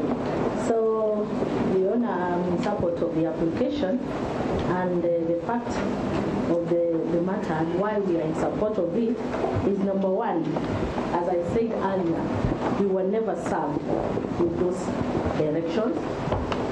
And and the fact that we were never served. This is proper procedure. Does any matter that is taken before the judge, all parties must be notified. We were never notified. So why we were never notified, and I had to learn about this issue today, I do not know. That raises eyebrows. And from the petitioner's side of view is, will this bench be impartial? Or will we be hard? Because if directions are being taken, Petition E013 of 2024 is part and parcel. In fact, it was consolidated. We have not been notified. Why? Number 2, the issue of fair hearing, Article 50, has been repeated over and over again. Isn't this a violation of the second petitioner's right to fair hearing? In fact, some of these applications, I'm getting them now. Yet, I should have been served before. Why the hurry? Why the rush? Why am I supposed to be served right now in court and I'm told 5 minutes submit? What is in stake? Let us all get a fair hearing. And with these preliminaries that are coming up, one is meant to wonder, will we really get justice? Petition E013, 2024 was filed before petition E014 and E015. Council, just for your information, those were your orders you got from Gregoria, where the petitions were consolidated. So that must have been your application before that court. Yes. So don't bring it here. Yes. But the issue is, even after it was brought here, it is being mentioned and we are not aware. So if a matter is going to be mentioned and we are not aware, then it only shows either the bench is ignoring us, or perhaps our petition has no merit, and why so, yet we have not submitted. Let us be given a chance, let us be given audience, even to reply to the issues that are being brought forward. And we cannot reply when standing right now. I need time, I need 1 hour, or 30 minutes or whatever, but I need time. So those are the issues why we are in support of this application. We feel that we are not being given a fair hearing. And the other issue that has been raised also, that the bench sat on a Saturday. We are not aware, we are learning right now. We know court operates Mondays to Friday, 8 a.m. to 5 p.m. This Saturday, when was this direction issued? Why were we not informed? So those are the bases why we are now joining hands. Though our petition has its own grounds, but then again, because of those issues, we feel if we don't raise these issues, then we might not get proper justice, because there are some people who, of course, are SDAs, who are not able to sit on Saturday, who are not notified again, those kind of issues. That's why we are wondering why the rush. Yes, maybe. We are on the application for empanelment. Yes. Yes. That is the issue. The issue was that, and I've also talked about it, we were never informed. And any petition, any case that will be given direction, so long as I'm late, so long as there's a petitioner there, I have to be heard. And that is the law. And there's nothing new I'm saying. This is the procedure all advocates use. Why is it that I'm being ignored? I'm being notified 11 a.m. watching television, and I was very eager like any normal Kenyan. I see my petition being mentioned. I was very angry, but I decided to take a vehicle from Kirinyaga County quickly to come before this court and inform the court that that is not fair. That is not fair, and Article 50 has been violated. And this being a constitutional court, kindly allow us to participate fair. Yes. My colleague can make an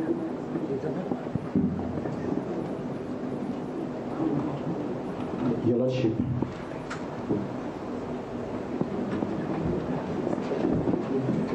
the limited time that we start with. Your name, please. My name is Gachagua Impeachment.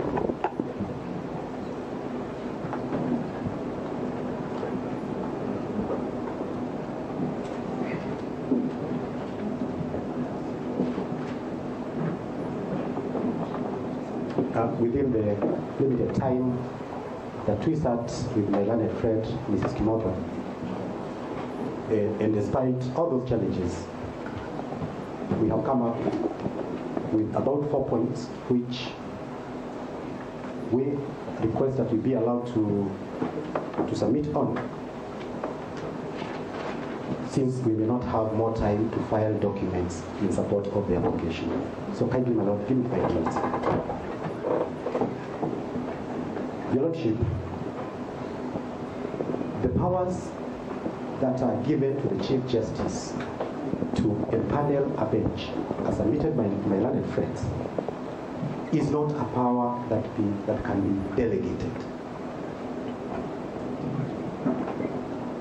In constitutional classes, which we have the privilege to be tutored by Senior Counsel, Professor Gidu Muigai, he told us that there's a principle called delegatus non potest delegare. A delegate cannot delegate. So that the people of Kenya have delegated power to the Chief Justice to exercise that power. And the Constitution does not leave any room for delegation of that power. So now, we are before you, having been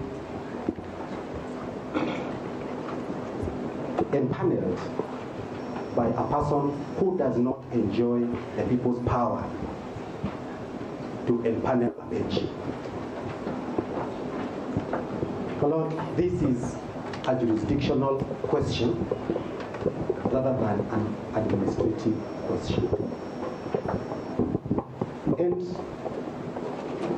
from the decisions which have been cited by my learned friends, Kemri, Okiom Tata, and the Conchela case, one thing you learn is that in Kemri and Okiom Tata, the court said this is a constitutional function and it cannot be delegated.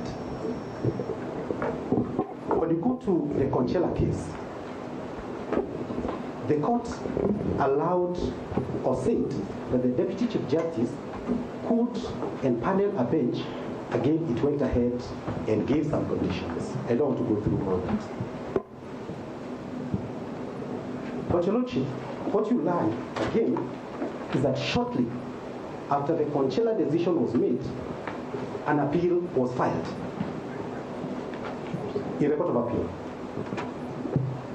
And who filed the appeal?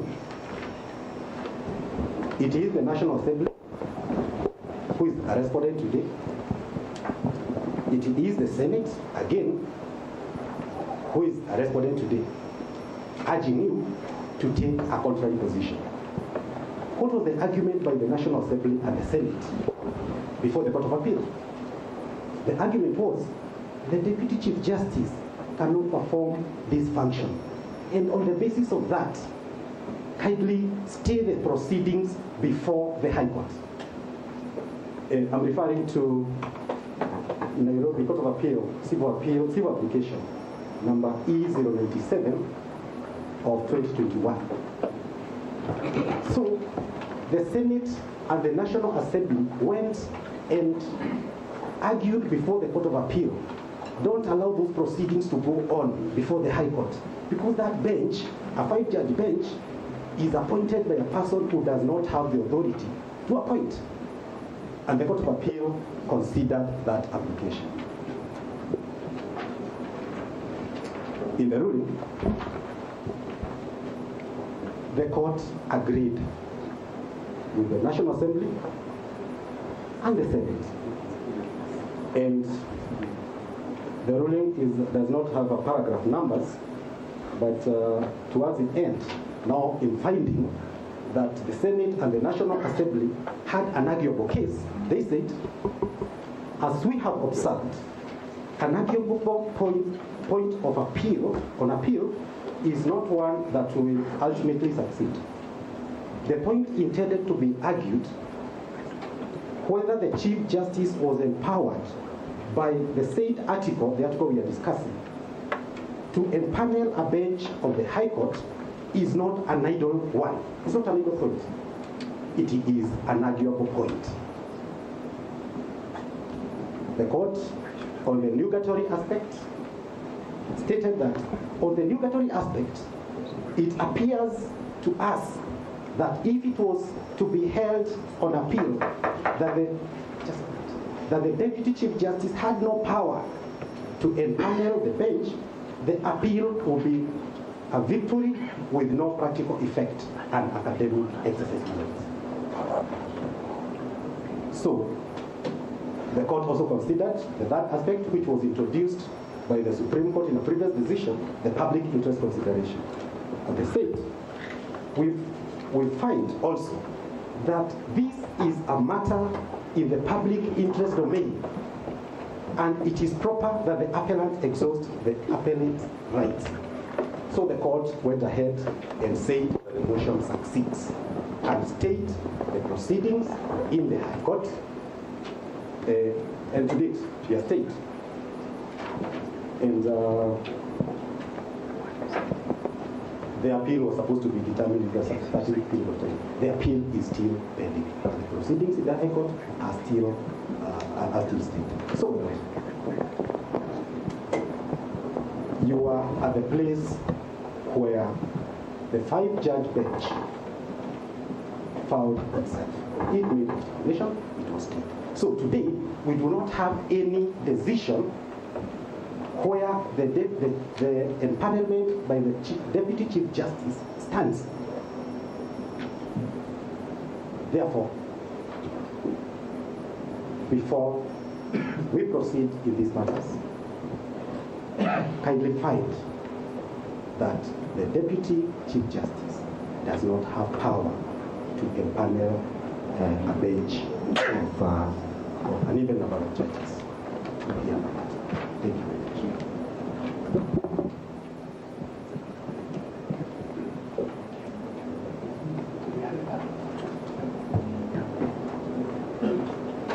Your Lordship and my lady, good evening, please. My name is Akimpa. I act for the third petition in this consolidated petition, which was Gachagua E014 of 2024. Your Lordship, I want to begin to say that the proceedings that are before this court today are fruits of a poisonous tree for the following reasons, my Lord. The first reason is that, Your Lordship, our matter was referred to the Honorable Lady Justice, the Chief Justice, on 11th of October 2024 for empanelment of a bench. Your Lordship, the same has never happened until the confirmatory orders in petition E015 were granted. It therefore shows, Your Lordship, that petition E014 as consolidated E013 are here to seal the loophole so that we cannot question why petition E015 was brought before this court before E014. Your Lordship, I just want to agree with all the submissions by my learned friend, and that is my submission.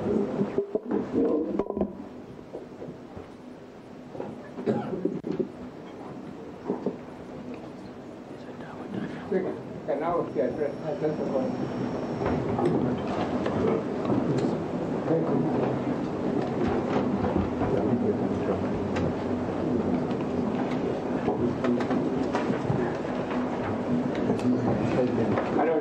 Hearing of matters during night hours. May I say with respect to my Lord that judges can hear matters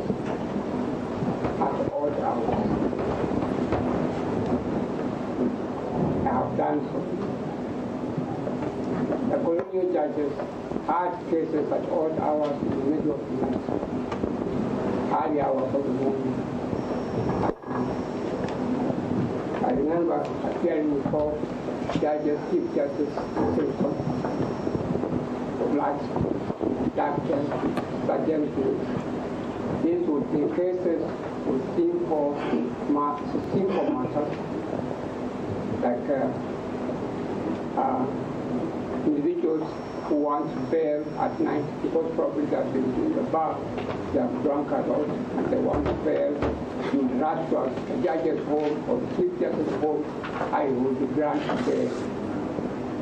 It's a beautiful custom, beautiful practice, and I want you to respectfully, my Lord, that you endorse it in your ruling. And to give justice to people. It was a good practice.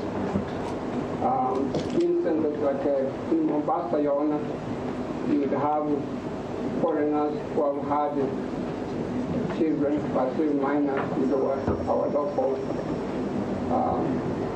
girls, and they want now to fly out with these little children at odd hours. They want to get to the ships at odd hours, and you would rush to a judge at night, and he would give you an order, and you go and stop it. During those days, Your Honor, something that I don't see these days, I wish it could be reinstated. You would have names of the judges in publications like telephone directories. Their telephone numbers would be there. You would know where they live. You would rush to a judge's home because you know where he lives and so on, and he would grant you orders. We no longer have that type of thing at all. I wish it could be reinstated. It was helpful. It handed down justice to the court. I recall one judge I appeared before, and I think he had me talking to his askaris at night, and he came out, shouted, "Who is that?" Somebody said, "Oh, it's a Haminwa. He wants to come and be heard." And he shouted at me and said, "Haminwa, I want you to know I'm not a judge during the day. I can't hear you, the time is over." And I returned and told him, "Judge, the world would be shocked to hear, or the country would be shocked to hear, you are only a judge during the day, and at night you are not a judge." My Lord, let us reinstate that practice, saying so very loudly. Good. But then, coming to in some case, what has happened is completely wrong. Your Honor, the Deputy Chief Justice, his powers are set out in Articles 147, 148, 149, 150, 151. He has enormous powers. He's a person who can become a president of the Republic at any time. Your Honor, if you're going to hear his matter regarding impeachment, you should hear it during the day and should be heard in the practice. It's not a matter that can be heard expected at all. What the Deputy Chief Justice or whoever he is would have done is to get on the phone, to get in touch with the attorney general, get in touch even with the advocate, and ask them, "Can you come?" But it should not have heard this matter expected. This is not a matter that can be heard expected at all. And then also, when you look at the Constitution, my Lord, the Constitution seems very clear. I will refer you to Article 165 of Article 4. 165 of Article 4. You can information to that read it to the court. It says that not 165, but Article 144, sub-Article 4, my Lord. Article 144, sub-Article 4. It says that 144, sub-Article 4. Sorry.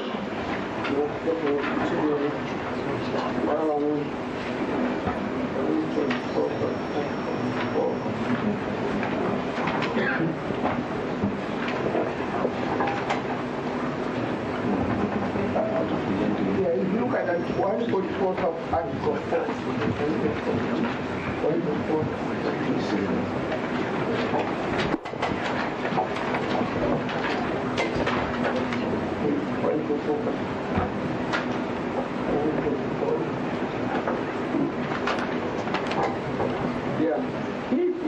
Thank you very much. If the Chief Justice is unable to appoint a tribunal under Clause 3, the Deputy Chief Justice shall appoint such a tribunal. So you see very clearly, Your Honor, where the Deputy Chief Justice can act, it is set out in the Constitution very clearly. Now, in this particular case, it is not set out in the Constitution regarding impeachment. It does not confer power on the Deputy Chief Justice at all. If I may also refer the Lordship to impeachment officials relating to the Deputy Chief Justice, Article 144, Article 145, Article 150, Article 1A. Those provisions are expressed. Now, the next thing I may wish to deal with is if you could look at Article 165, Article 4, 165, Article 4.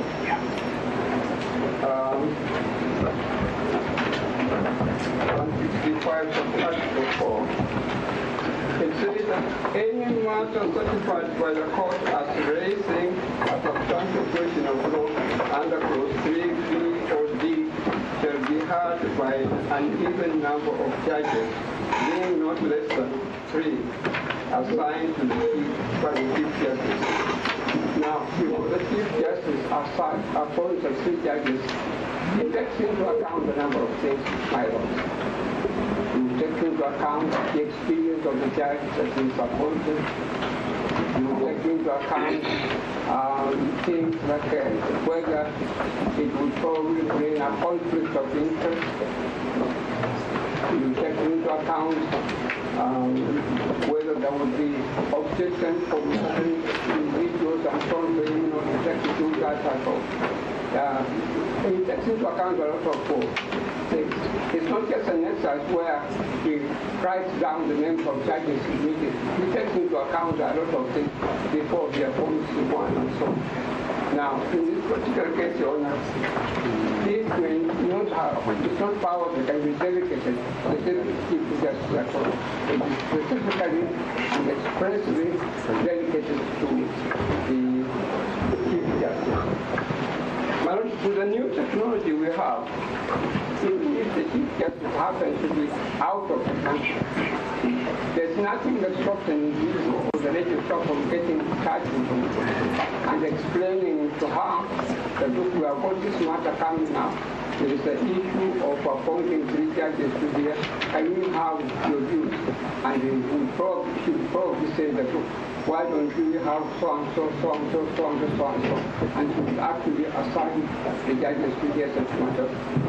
I would emphasize, and I also keep myself with my friends, that there has to be miscarriage of justice.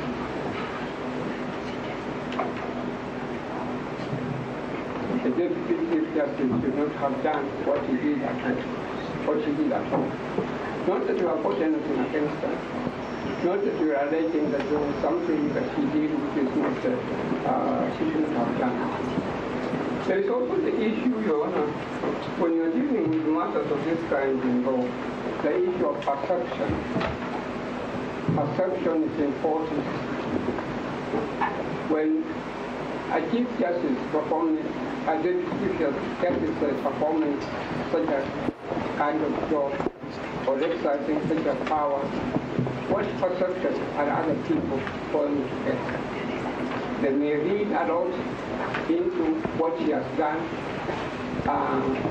It may be correct or it may not be correct, but there it is.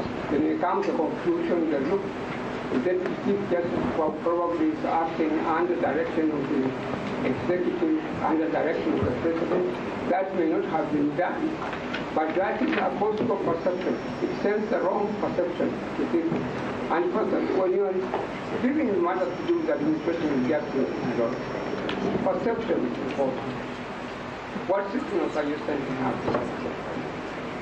And in this particular case, a matter involving the Deputy President of the country is being removed under suspicious circumstances. Is it wrong people to suspect that the Deputy Chief Justice was probably preferred instead of the Chief Justice? Is it wrong people to probably in the chain when they're having their task continuing that the Deputy Chief Justice is possible to the Deputy Chief Justice second because he's a friend of the Executive and such things and so on. So to make sure that we don't not have such allegations, we stick to the law. We stick to the Constitution. So I emphasize before I sit down that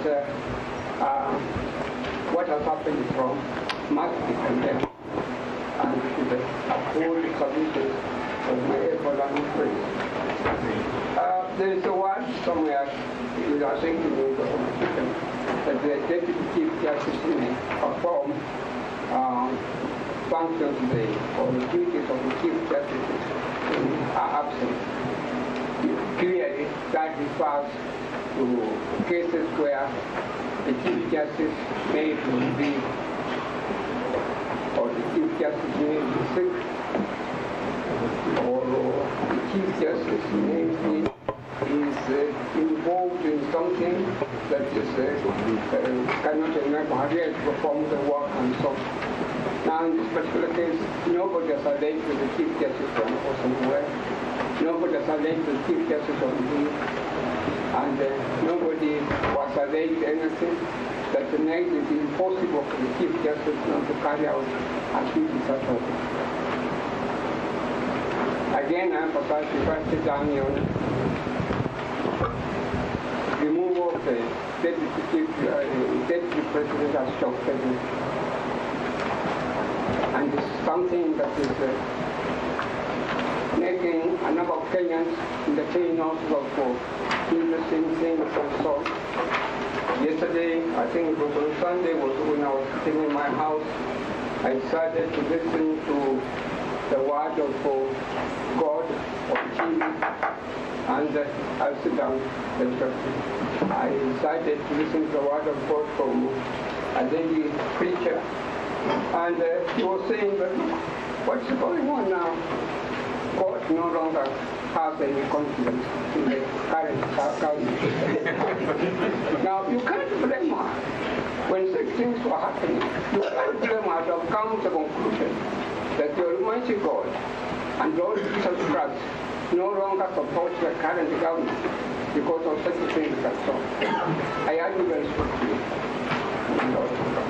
that you have called submission of my other friend, Mr. Kibre and his care colleague.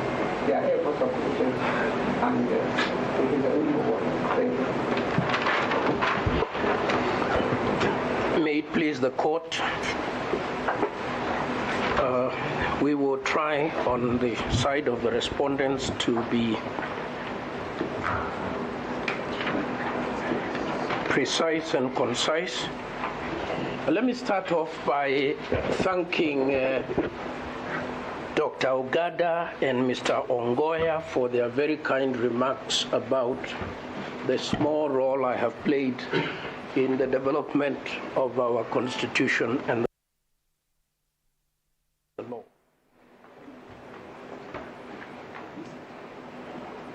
Thank you very much. I also want to thank Council for the civility that has been observed in the presentation of this matter, and I do hope that the respondents will also remain civil so that we extend the proper respect that the court deserves. I am instructed by the Honorable the Attorney General, the very eminent Dorcas Oduor, our first female Attorney General,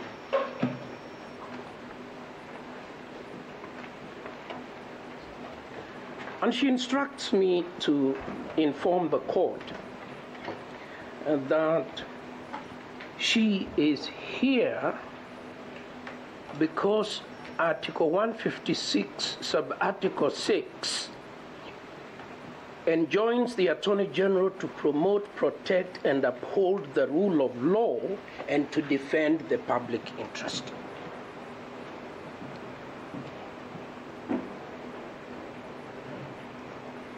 The people of Kenya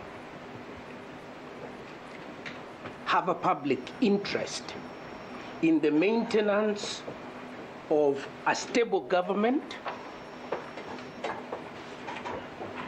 and in the protection of the sovereignty of their republic. And that republic is underpinned by having continuity in the institutions of government, be they the legislature, be it the judiciary, or be it the executive. We shall be submitting that the public interest is in favor of an expeditious disposal of matters that affect the continuity of government and that imperil the stability of the state.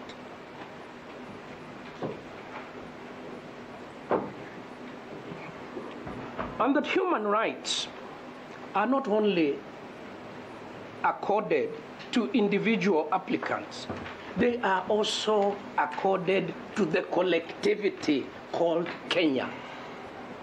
And the people of Kenya, they also have human rights. I agree with my learned friend, Mr. Ongoya, who is a very eminent constitutional jurist and a practitioner of the constitutional law.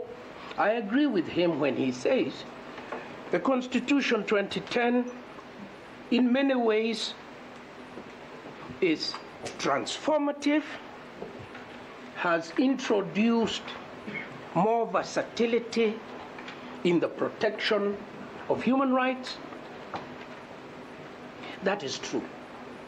I also agree with him when he says that the Constitution must be construed in a manner to give full effect and protection to the rule of law and to human rights. But I further submit this, that the Constitution too must be interpreted so as not to create an absurdity. The Constitution must be construed so as not to create an absurdity or to put it in conflict with itself. What is the purpose of the Constitution? To establish the state. What is its further purpose? To provide for democratic government and to protect the rule of law and to protect human rights. These are not in contradistinction. These are not at war with each other. A stable government, a sovereign people, and human rights are not in conflict with each other. They are in harmony. It is the work of the court to interpret in order to create that harmony. When the court is invited to interpret the Constitution so as to create an absurdity, it must refuse to do so. This afternoon, you are being invited to interpret the Constitution to create an absurdity. Why is it an absurdity? The Deputy Chief Justice of the Republic of Kenya can swear in the President of the Republic of Kenya into office. What a huge power. What a huge authority. The Deputy Chief Justice of the Republic of Kenya can empanel a panel of judges, can appoint a tribunal to remove the president from office. What a huge responsibility. What huge authority. But wait a minute. The Deputy Chief Justice cannot assign duties to judges. Pray, my lords. What then does the Deputy Chief Justice deputize? What does she deputize? In many jurisdictions, like those referred to by the distinguished counsel on the other side, in many jurisdictions, including the United States, there is no office of Deputy Chief Justice. In the Supreme Court of the United States, there is the Chief Justice and Associate Justices. In Kenya, the drafters of our Constitution, and if I may say so myself with a bit of humility, I was one of the draftsmen.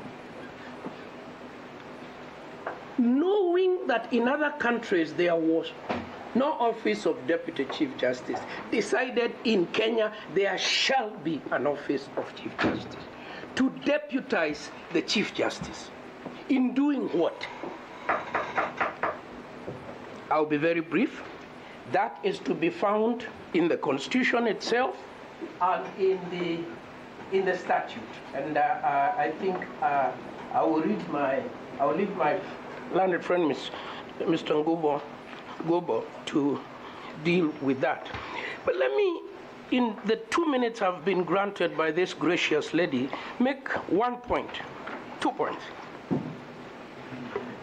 Beneficiaries of ex parte orders stand before this court and say only they are entitled to ex parte orders. They are here to complain that they went before Judge Mongo, they went before Judge Mwita, they got ex parte orders with finality, and that was okay.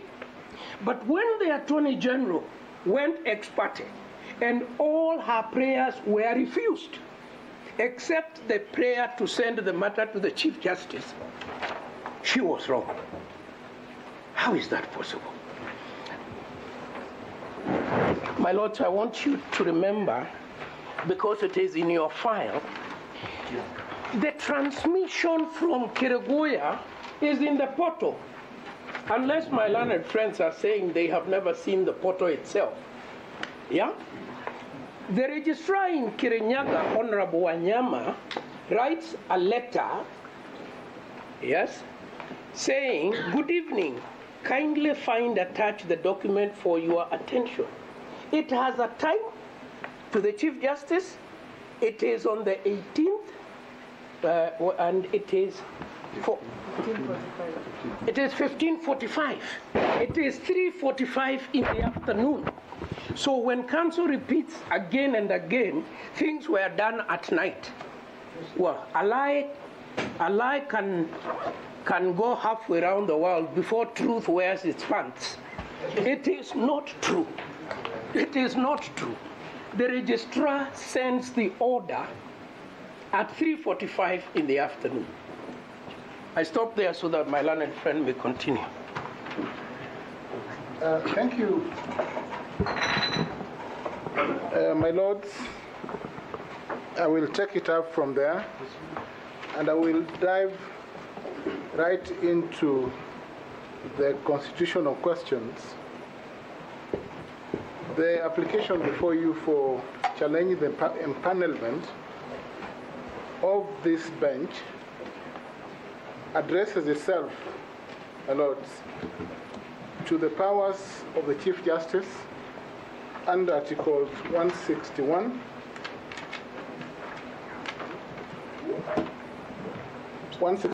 2A and B, that establishes the office of the Chief Justice as head of the judiciary and of the Deputy Chief Justice as the deputy head of the judiciary.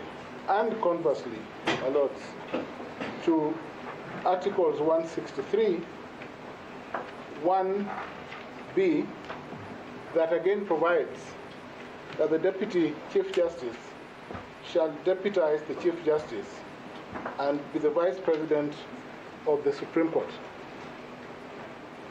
My lords and your ladyship, it is now beyond peradventure, and again quoting from the CTS, that while counsel submitted that there may be instances of delegation, they ignored, my lords and your ladyship, that the law expressly provides instances or gives direction as to when the Deputy Chief Justice shall exercise the powers of the Chief Justice. And my lords, this is expressly set out at Section 5, subsection 2A of the Judicial Service Act, Cap 185B of the laws of Kenya. The Judicial Service Act expressly provides, my lords, that the Chief Justice can deputize, or the Deputy Chief Justice will exercise the powers of the Chief Justice in the absence of the Chief Justice. My lords, the CTS and my learned friend Professor Gidu Bugai referred to this. There are only 2 professors, senior counsels here, so he must be correct. My lord, in the CTS, it is clear that the Chief Justice communicated to the Deputy Chief Justice that should be away to Geneva, Switzerland, and Milan, Italy, between the 12th of October 2024 and 24th October 2024. That is in the bundle. It's in the bundle. It's on record. It's on record. Senior counsel and my pupil master, Paul Mwite. Keep your voice in the bundle. Keep your voice calm. There's no need to shout. I was asking the court whether this material is part of the court record, it is. or whether it is evidence. That's all I was asking. You taught me to submit and politely. You taught me to submit clearly, and I am polite. You want to be Yes, I was his pupil. My lords and your ladyships, it is therefore important that in my address to the court I indicated that the respondents in that application did not file any replying affidavit, through which this material could then be introduced before you. My lord, it is part of the record. The material which is in the court portal is part of court record. Yes, my lord. Yes. If it is not on the portal, it's okay. If the material is in court portal, it's part of the court record. Mr. Ndegwa, just for good order, my lord, we know because we access the portal through particular case numbers. In which case file is this material available that we can just log in and get to see?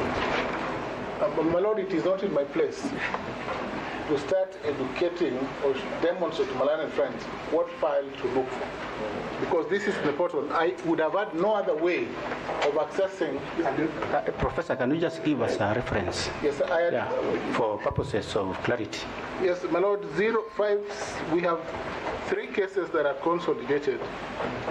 We have accessed the portal in E015 of 2024. A transmission from Claire Wanyama, and E014 as consolidated. We have this material and they're aware of it. We have even gone further, my lord, and served or passed on the communication to my land. It is in the public domain, my lord. We could not have secured this communication anywhere else. Sorry, Senior Counsel, do you mean to say that what you're holding is filed on CTS? It is. Does it have a date and time? When the same were... What I have here is a copy from the CTS with a reference from the Chief Justice's office. Are you able to tell date and time? We only accessed it from the portal.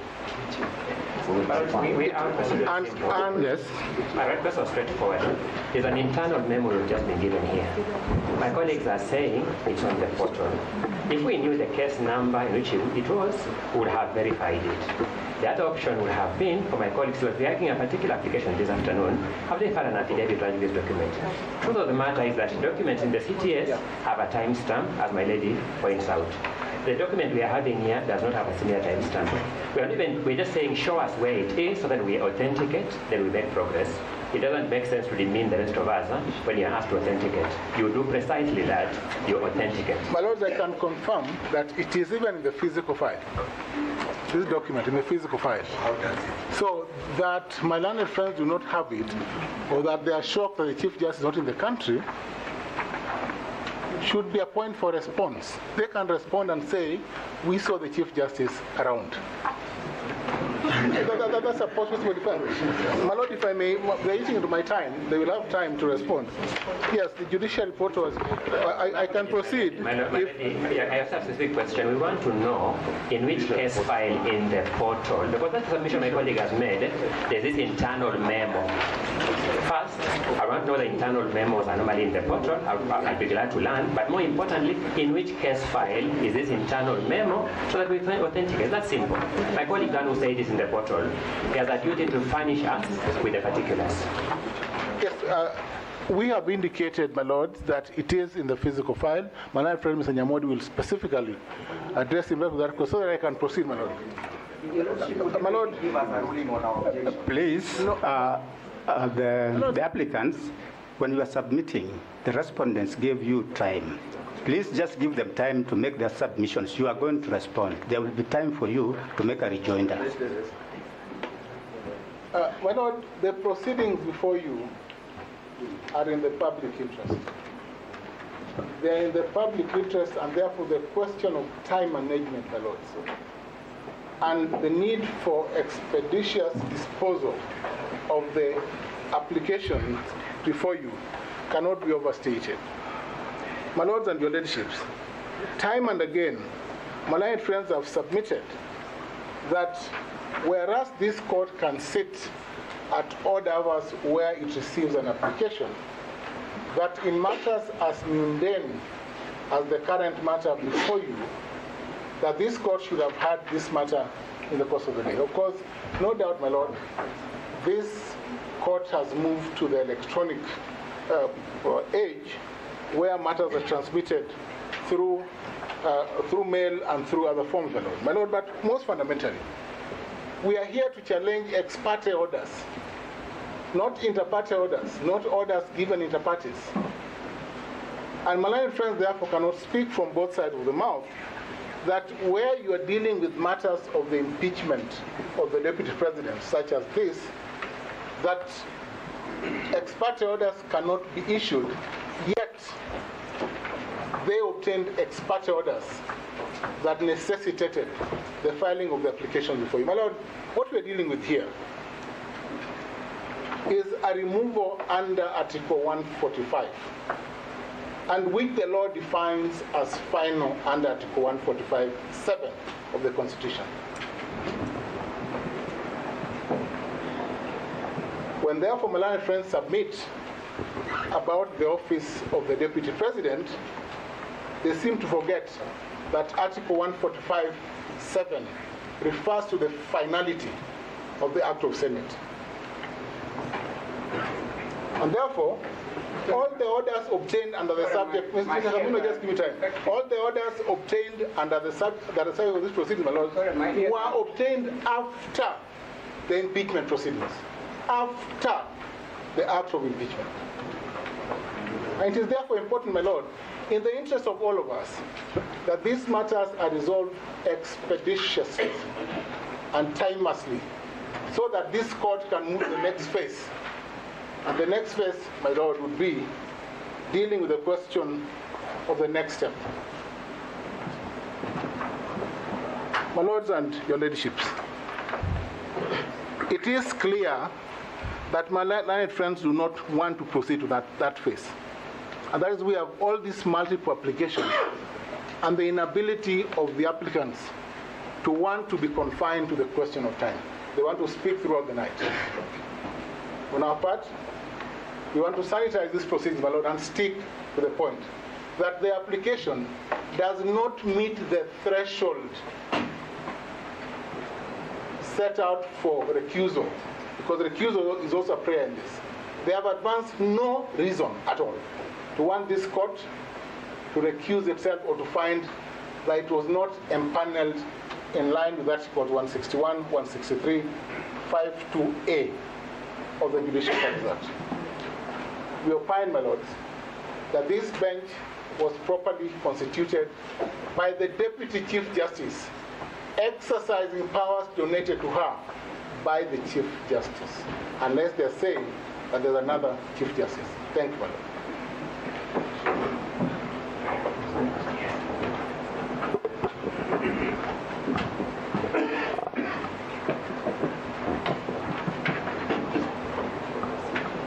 Lord, my ladies, as a follow-on to the submission by my two learned senior colleagues, I wish to respond further to the application as follows.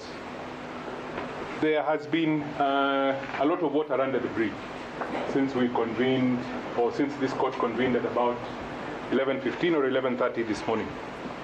But as I am no doubt members of the court will be able to quickly figure out, the single issue that is before you is a challenge as to the regularity of this, of the referral of the 3 or 4 matters to this bench by the Honorable the Deputy Chief Justice, the Deputy Chief Justice of the Republic of Kenya. And I wish to commence my response to that objection by saying as follows. The Chief Justice occupies 3 distinct constitutional offices. 3 separate and distinct constitutional offices.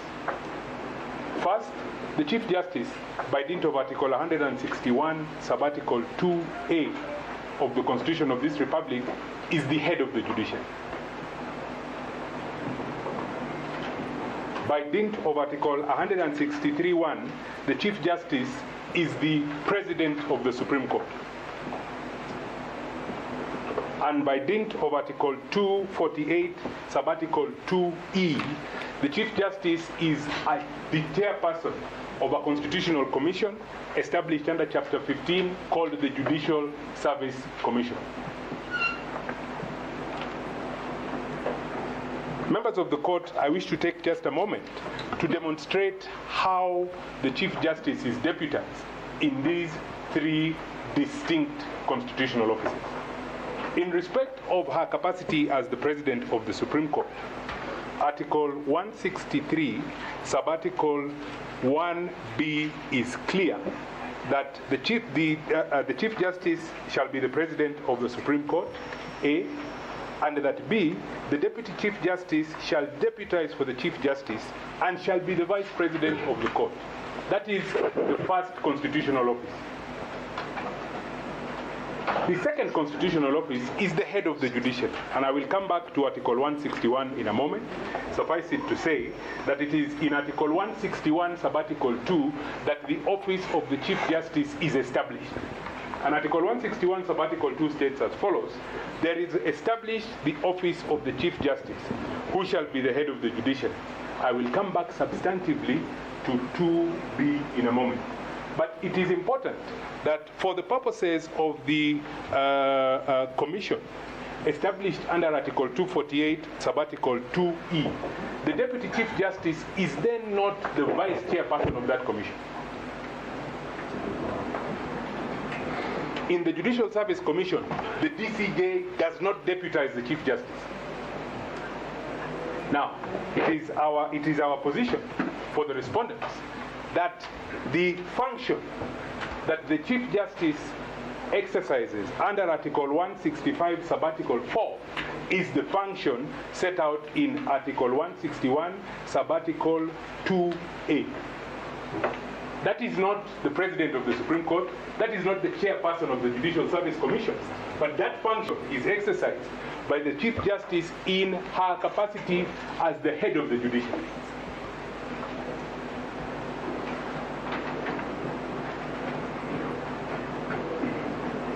It is our submission that therefore the Deputy Chief Justice, who is the Deputy Head of the Judiciary,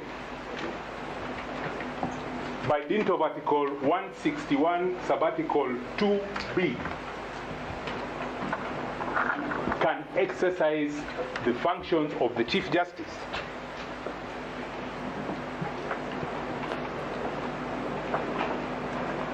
as Deputy Head of the Judiciary. And members of the court, Article 161, Subarticle 2 creates 3 positions: the Chief Justice, the Deputy Chief Justice, and at Subarticle C, it creates the office of the Chief Registrar of the Judiciary.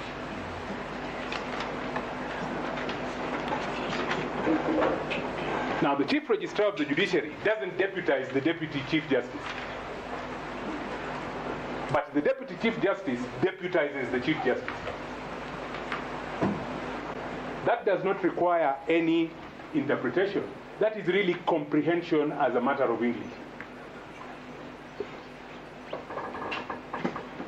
It is then for the Deputy Chief Justice, in instances where the Chief Justice is unable to act as the head of the judiciary, the Deputy Chief Justice can then perform that function.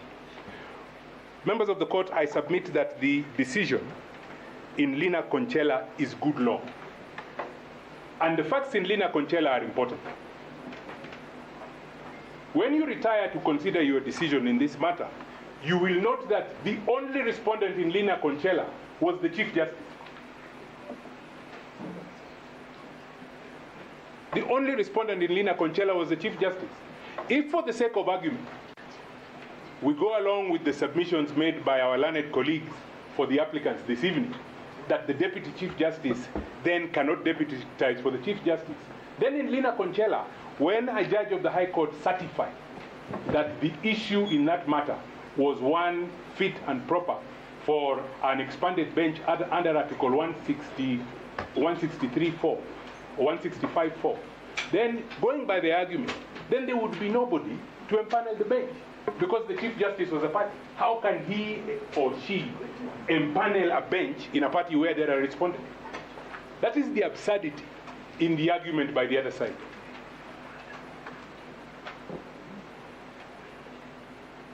And my Lord, it is our submission, or it is our position, that the Constitution of this Republic must remain elegant and it must remain functional. Interpretations such as the ones urged by my learned colleagues for the applicants that would lead to that sort of an absurdity should be rejected by the court.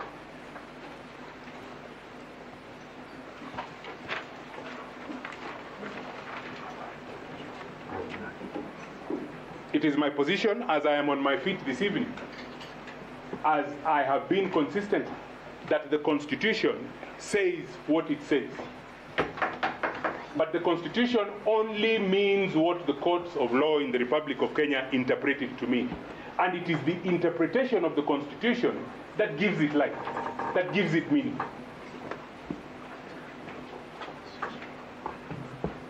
And, my Lord, my Lady, it is therefore my submission that it is a proper interpretation of the Constitution, flowing from the express provisions of Article 161, sub-article 2A and B, that your empanelment was regular.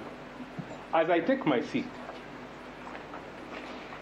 I wish to submit that I am in no doubt that as you sit as the three judges presiding over this matter this evening, you have no doubt as to the regularity of your empanelment. Because if you did, and flowing from the accolades that have been heaped upon you by learned counsel for the applicants, then you would not touch this file. There are other files that are equally urgent, that deal with the same issue, that have been brought to your attention this morning, this afternoon, and maybe again this evening, where you have said, in the absence of that direction, under Article 165, sub-article 4, you are unable to deal with those matters. So, my Lord, my ladies being satisfied, or you being satisfied with the regularity of your empanelment, this application is for dismissal. And I must add, with costs.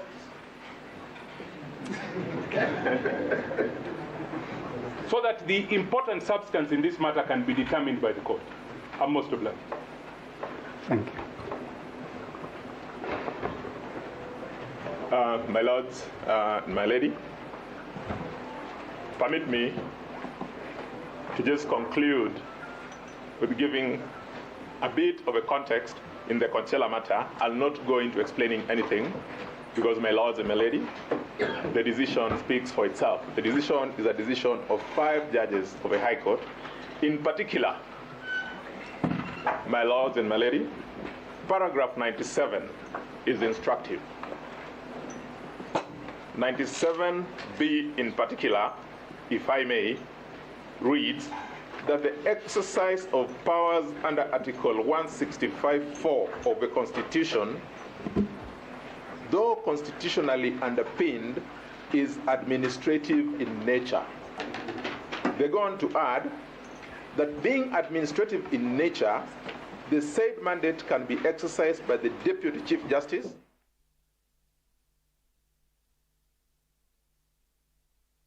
the Chief Justice is unable to exercise the mandate. At D, they conclude that in the present circumstances, the rule against bias and the rule that no person shall be adjudged in their own cause dictates that the Chief Justice, being the main respondent in the instance petition, could not assign judges to hear the petition. My lords and my lady, that is the absurdity that learned senior counsel, Professor Githu Muigai, was talking about. Take it a step further. Is it therefore their case that if, as contemplated by your Lord, their lordships in that matter, if for one reason or the other, the Honorable Chief Justice is unable to perform the functions of that office, is it therefore their case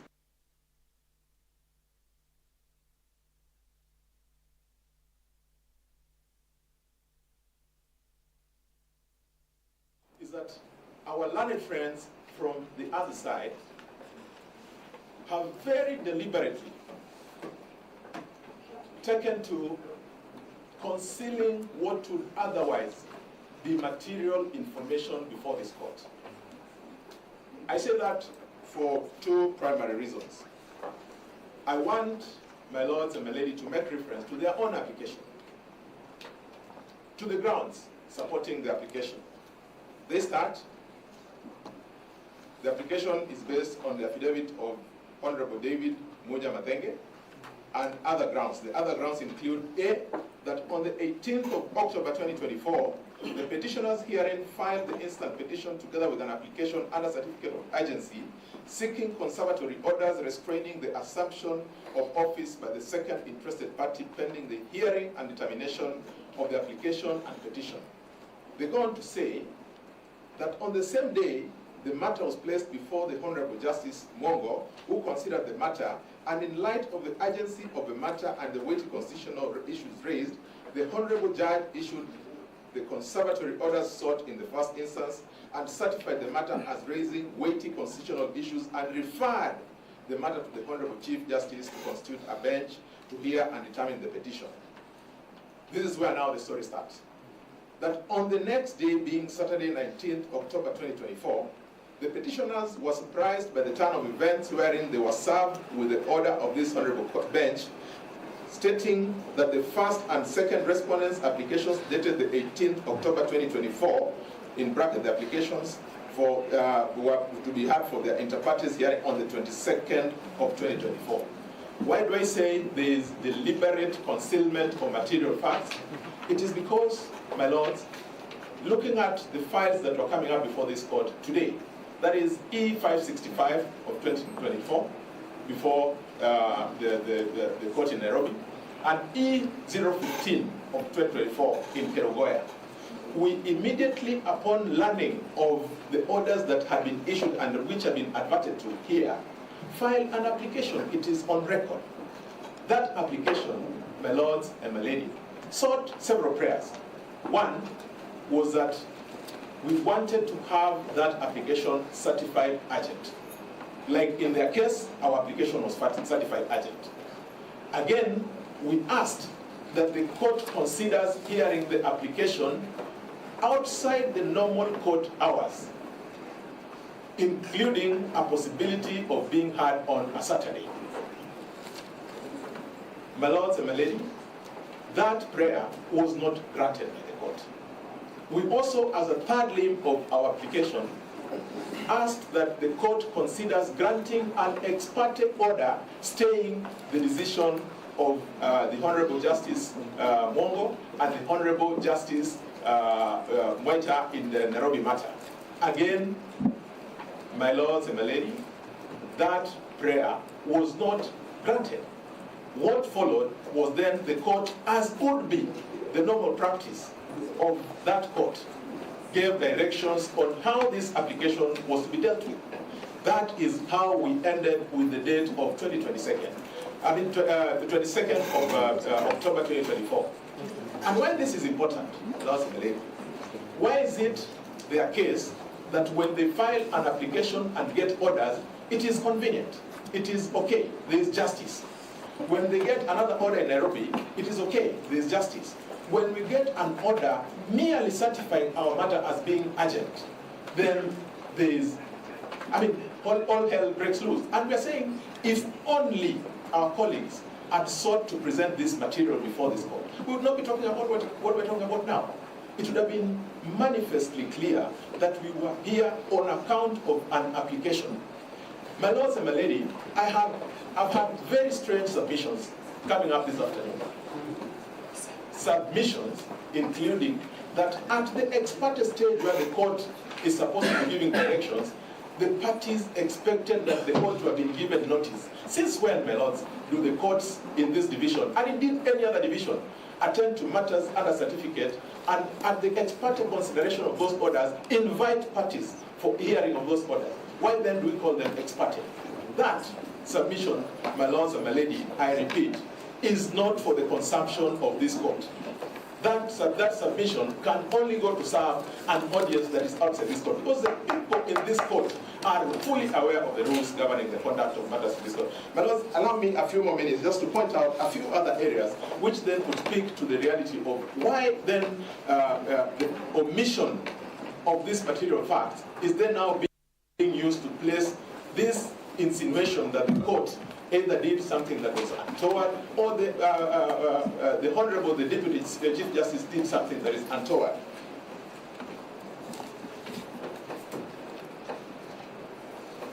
My lords and my lady, at paragraph D,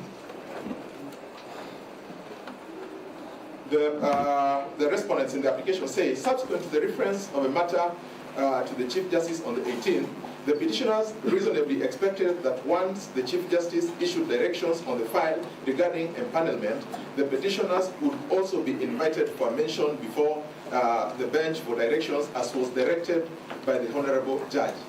If they didn't have an application, on what basis, therefore, was an order going to be issued to them? One would have expected that that would be something that would come from a party not represented. But a party represented would certainly be talking to an audience other than this audience.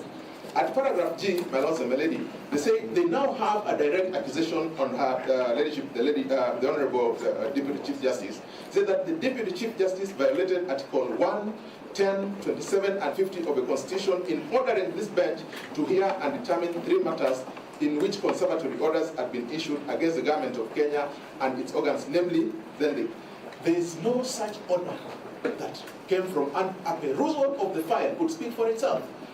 All that the Honorable, the Deputy Chief Justice did was to constitute the bench. And if anything, this same bench is a bench that had been constituted by the Chief Justice herself. Questions that we ask ourselves.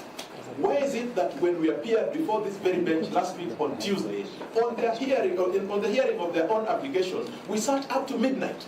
Today, because it is the issue is on the other side, it becomes irregular. That cannot possibly be a parity of arms when you're dealing with a question of justice. Why is it that when they went all over asking for orders, and this speaks to why there are only 2 matters that came before this court, they filed a number of cases. In those other cases, there were no orders. What business did we have filing applications in those matters? We only felt that we were aggrieved with these orders specifically because the effect of those orders were to suspend a provision of a constitution. And that's why it's important for us that we deal with them. As we seek to deal with them, the only way that the rules of this court establish is that we make an application. And also, my lady, I look at, finally, I think, their ground number L, that they also sought to know the circumstances that led the Chief Justice to delegate to the Deputy Chief Justice. That I think has been spoken to. My lords, my ladies, what then comes out is that if our counterparts had been candid with the facts in the file as they speak, we would not be wasting time as we are right now. We would have had an opportunity to speak to the matters on the basis of the accuracy of the files. We would not be casting aspersions on the court as we have seen.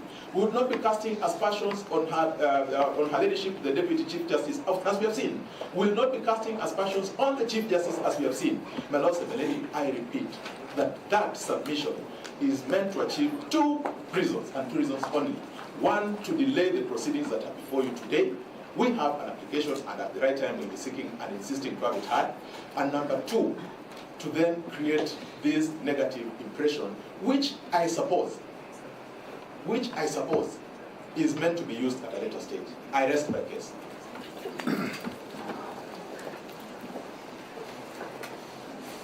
Thank you, my lords and my lady. My name is Morigara.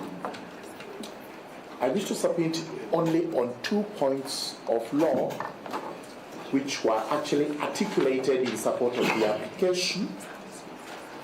And these were that the proceedings before this court touch on the Bill of Rights, and they are vitally important that we should actually not be seen to flout the Bill of Rights. The Bill of Rights is Chapter 4 of our Constitution, runs all the way from Article 19 to 50. But I wish to remind the court that the Bill of Rights applies to every party that comes before the court, and it's not just one party. The proceedings we have before the court are very important to the petitioner. They are equally important to the respondents. And it goes without saying that over 50 million Kenyans actually have an interest in these proceedings, and this is the reason why the agency has been certified both ways. My judges, aspersions have been cast on the bench so as to call for this recusal and application of Article 165(4), that you're being drawn into a conspiracy to commit injustice because there is no emergency that requires you to hear this matter as a matter of urgency. Far from the truth, the two applications that are before you to set aside the conservatory order are as important as the applications that led to the granting of those orders. Therefore, the hearing of those applications must be speeded up, and we are able to move with the matter ahead. You've also been accused of being enlisted in service of the violation of the Constitution. Again, far from the truth, because this is an allegation being made against you, while the position of the respondents is that justice must be served expeditiously and as required by our Constitution. Finally, Article 165(4), which uses the word assign and not appoint. Inasmuch as this is a constitutional responsibility for the Chief Justice to assign, it is purely administrative. The word used is not appoint. We are using other words like empaneling and what have you. But, the word used is assign.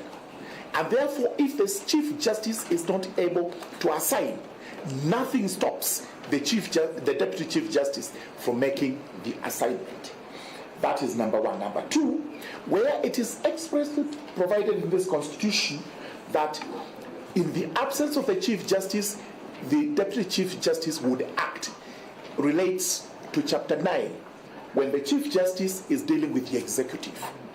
In this particular instance, we are dealing with the judiciary, where the head of the judiciary is the Chief Justice, deputized by the Deputy Chief Justice. So I also urge you to find that, in fact, there was nothing wrong with the Deputy Chief Justice in the absence of the Chief Justice assigning the judges who were to deal with these two applications that were before them that particular day, and the next applications which had been filed previously. Thank you.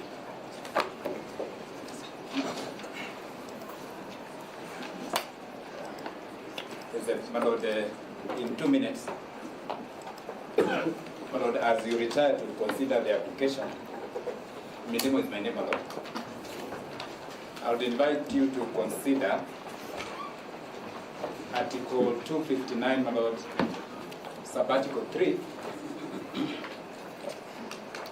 and particularly, my Lord, B and C thereof. And if you allow me, my Lord, I'll read it out. And it states that every provision of this Constitution shall be construed according to the doctrine of interpretation, that the law is always speaking, and therefore, among other things, B, any reference in this Constitution to a state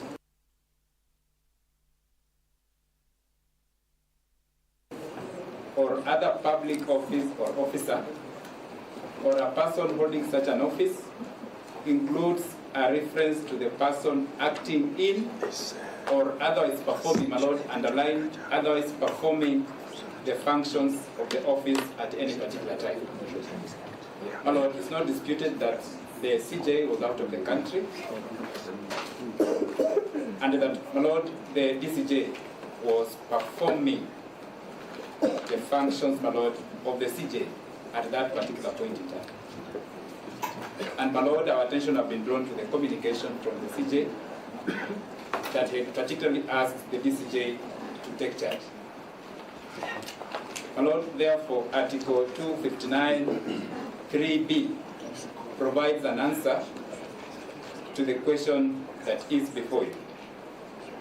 And, my Lord, lastly, I'll read Article 259 3C, which reads, my Lord, and it says, a reference in this Constitution to an office, state organ, or locality named in this Constitution shall be read with any formal alteration necessary to make it applicable in the circumstances.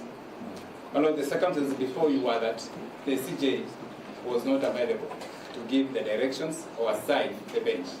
What the DCJ did, my Lord, was applicable in the circumstances. I invite you, my Lord, to refer to that provision when you'll be making your ruling. I thank you.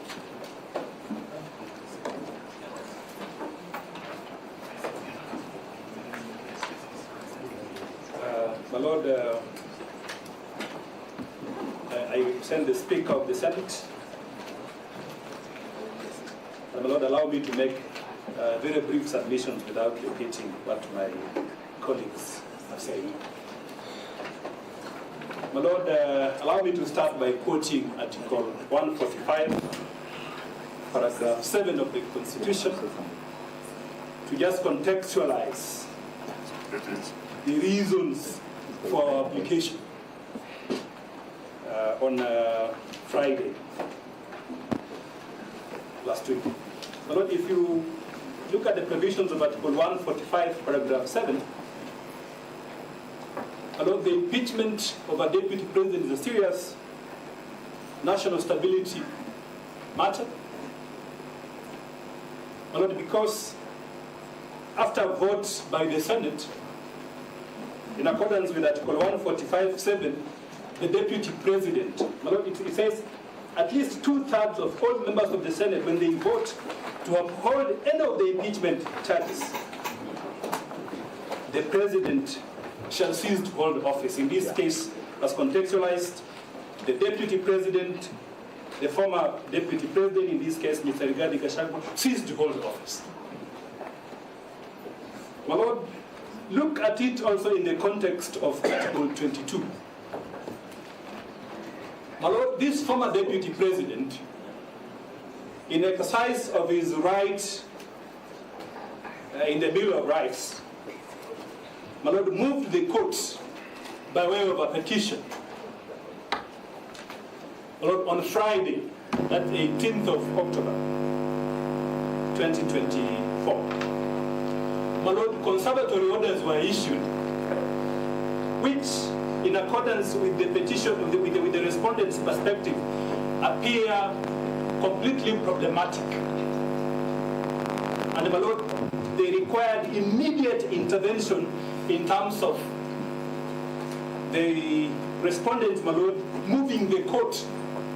Because, my Lord, the flip side of Article 22 is that whereas you have a right to file a case in court, and seek conservatory orders in accordance with Article 23, paragraph 3A. A conservatory order which is discretionary. It means you are suing a respondent.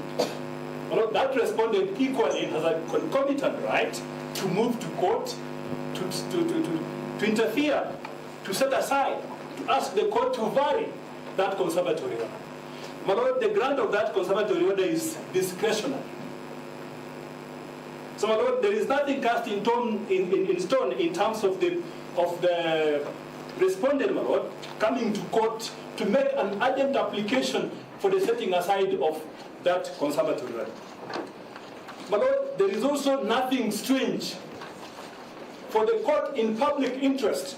My Lord, for the court in public interest, having looked at the grounds of this application to set aside these conservatory orders, my Lord, for the court to apply Rule 3 of the Mutunga Rules, my Lord, to make a just,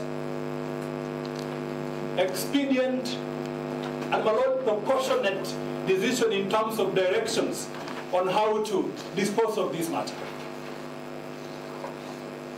My Lord, again, under Section 60 of the Evidence Act, we all need to take judicial notice of the fact that my Lord, now we have the e-filing system. My Lord, when such extraordinary matters come to court, my Lord, the court is empowered. My Lord, at any time, my Lord, at any time of the day, my Lord, at any time to access the system, and my Lord, to give appropriate directions for the expeditious resolution of this dispute. My Lord, they benefited from these orders on Friday.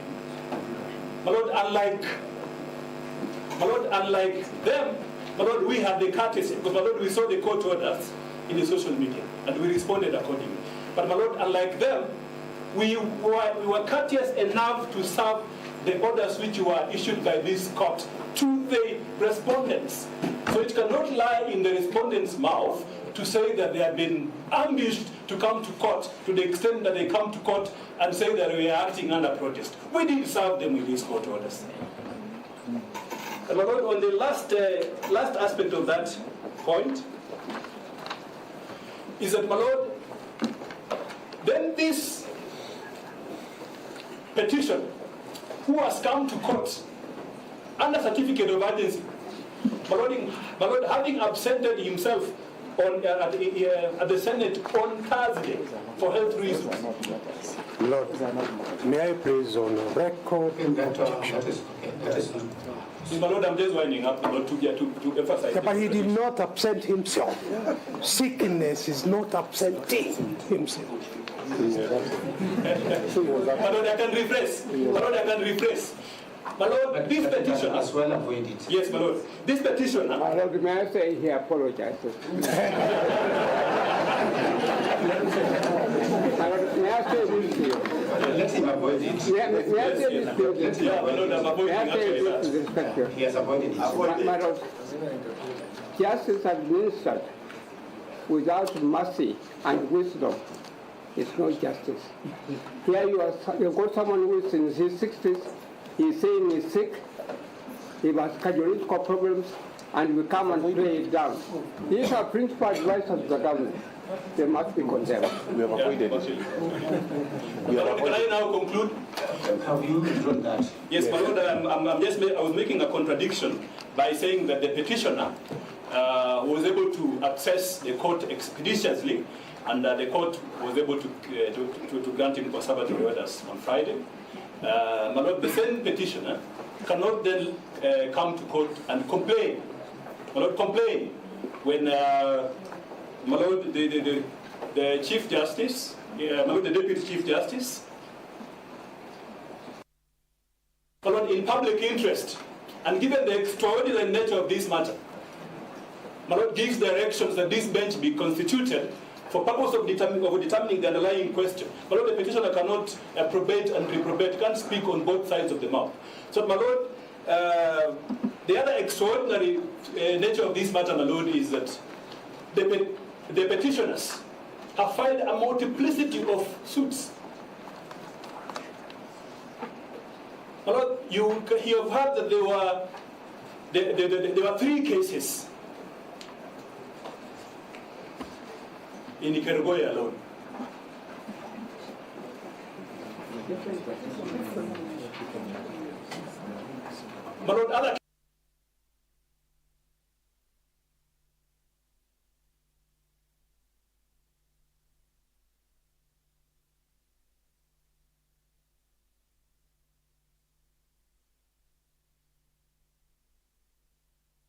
what is so different? What is so strange for the Deputy Chief Justice when the Chief Justice is away? Again, for the same reason, for purpose of expediency and my Lord, for purposes of laying a multiple basis for consistency in judicial decision making, for these matters to be brought before this bench by way of our directions in terms of uses being used of this matter. So, my Lord, I don't see anything extraordinary.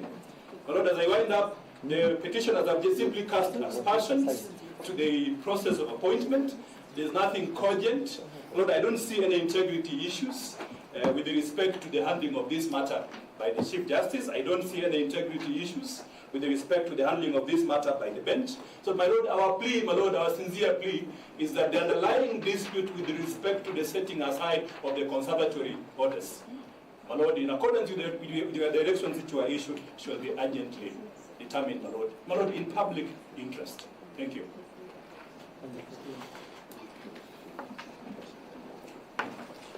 My Lord,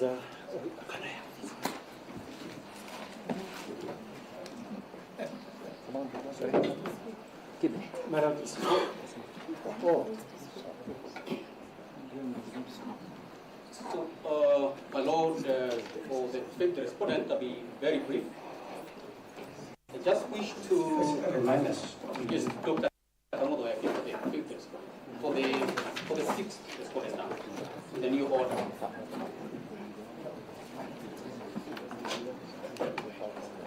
First, I wish to set the record straight in terms of some misrepresentation that has been made with regard to the decision cited, the Reina Conchera decision.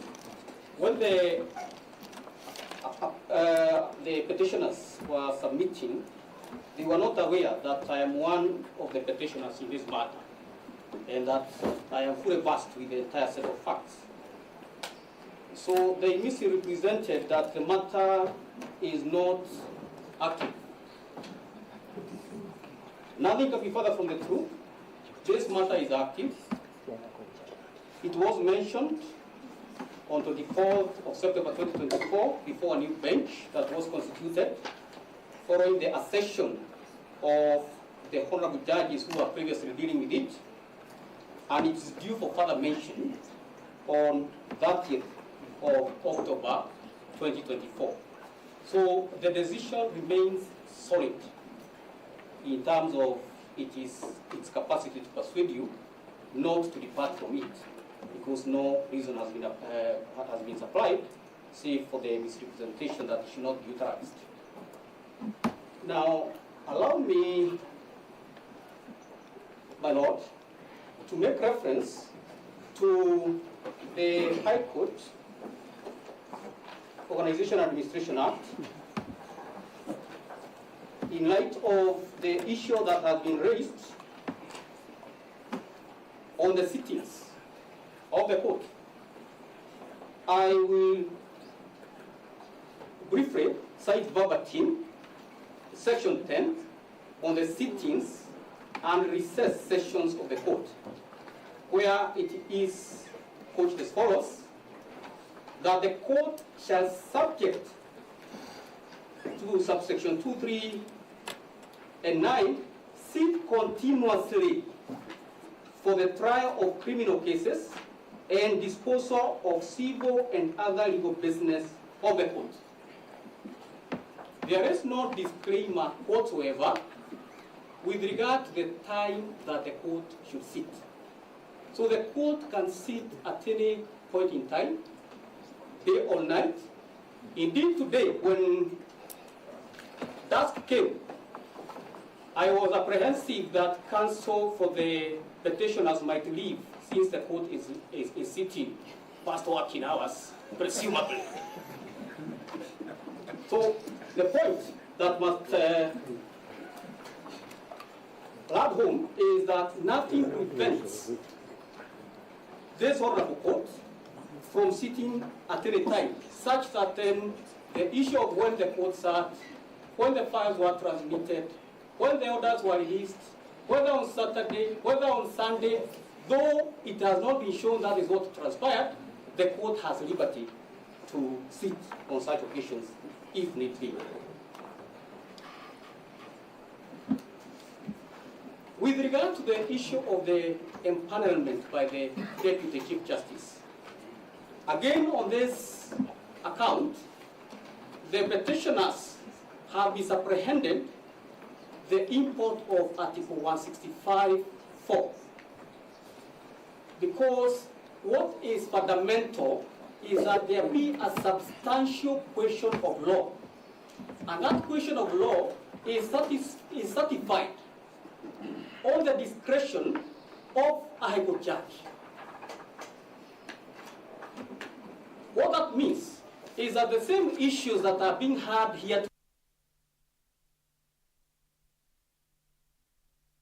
today could have been had by even a single judge, if at the discretion of the judge who handled the matter reasoned that there was no substantial question of law. So what the Honorable Chief Justice or anybody else capable of exercising the powers within the office of the Chief Justice does is administrative. All the High Court judges are qualified to deal with matters of such nature. All of them.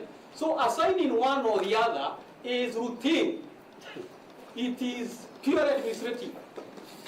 There is nothing that is exceptional intellectually in terms of requiring a special exercise of powers when it comes to dealing with that aspect. So in a nutshell, I would wish that, to point out that in a hurry to come to court, the petitioners even wrongly enjoined the sixth respondent, His Excellency the President, when Article 143(2) is clear that no civil proceedings can be instituted against the President. A decision that has been affirmed by the Supreme Court in the decision of Attorney General and two others versus D and 79 others. So the Supreme Court made an express order that the President cannot be sued. It's an order. So the pleadings that have been lodged before this court have been filed in contempt of the Supreme Court decision, and they should amount to nothing in the full and final set of facts. So I'll be seeking that the bench continues to stay put, so that as early as possible, I can seek to have the sixth respondent discharged from the irregular proceedings initiated by the petitioners, and which they don't want concluded. They want to thrust this country into a crisis. Under Article 146, there is possibility of the office of the President becoming vacant on account of various issues, either through death, which is uncertain, through resignation, because he can tender a resignation and decide that I think I've had it too much, he can tender a resignation, or any other reason that may arise. So at the moment, upon the Senate voting on the first ground of impeachment, we stood without a deputy president. So what would happen in the event we have a vacancy in the office of the president? We are staring at a crisis. We don't have a deputy president. The Honorable Speaker of the Assembly can only serve for 60 days. We don't have an IBC. So what the petitioners are doing is fomenting a crisis of monumental proportions, which we will not be able to budge about. So I humbly pray my Lord, my Lady, that you find favor in the arguments of the respondents and dismiss the application by the petitioners. Amos Brown. I presume they are over. My lords, if they are over. But my lord, we need to clarify one thing. I think one of my friends have been referring to the judge at the right of Justice Murima. Justice Murima.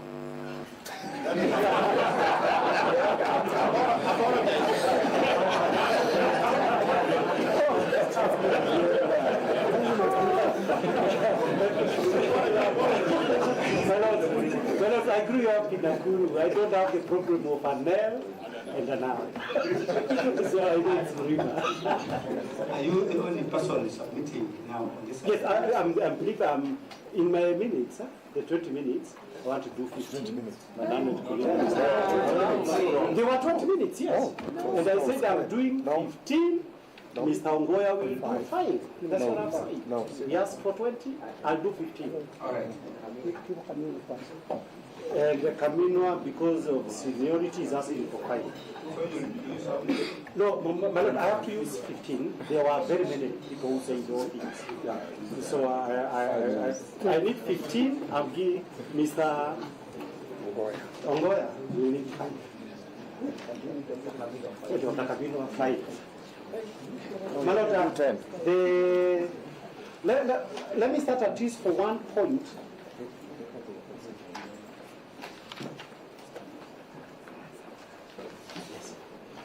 My lord, my learned colleague, Mr. Ndegwa, whom I respect a lot, is saying that probably we start with 2 points raised by a learned colleague, Mr. Joseph Kamodo.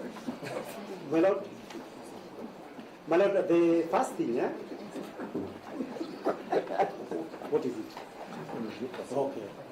My lord, the first thing is that the president cannot be sued. It's true. My lord, for purposes of my understanding of the Constitution, everyone under the Constitution of Kenya is subject to the law. That is what the Constitution says.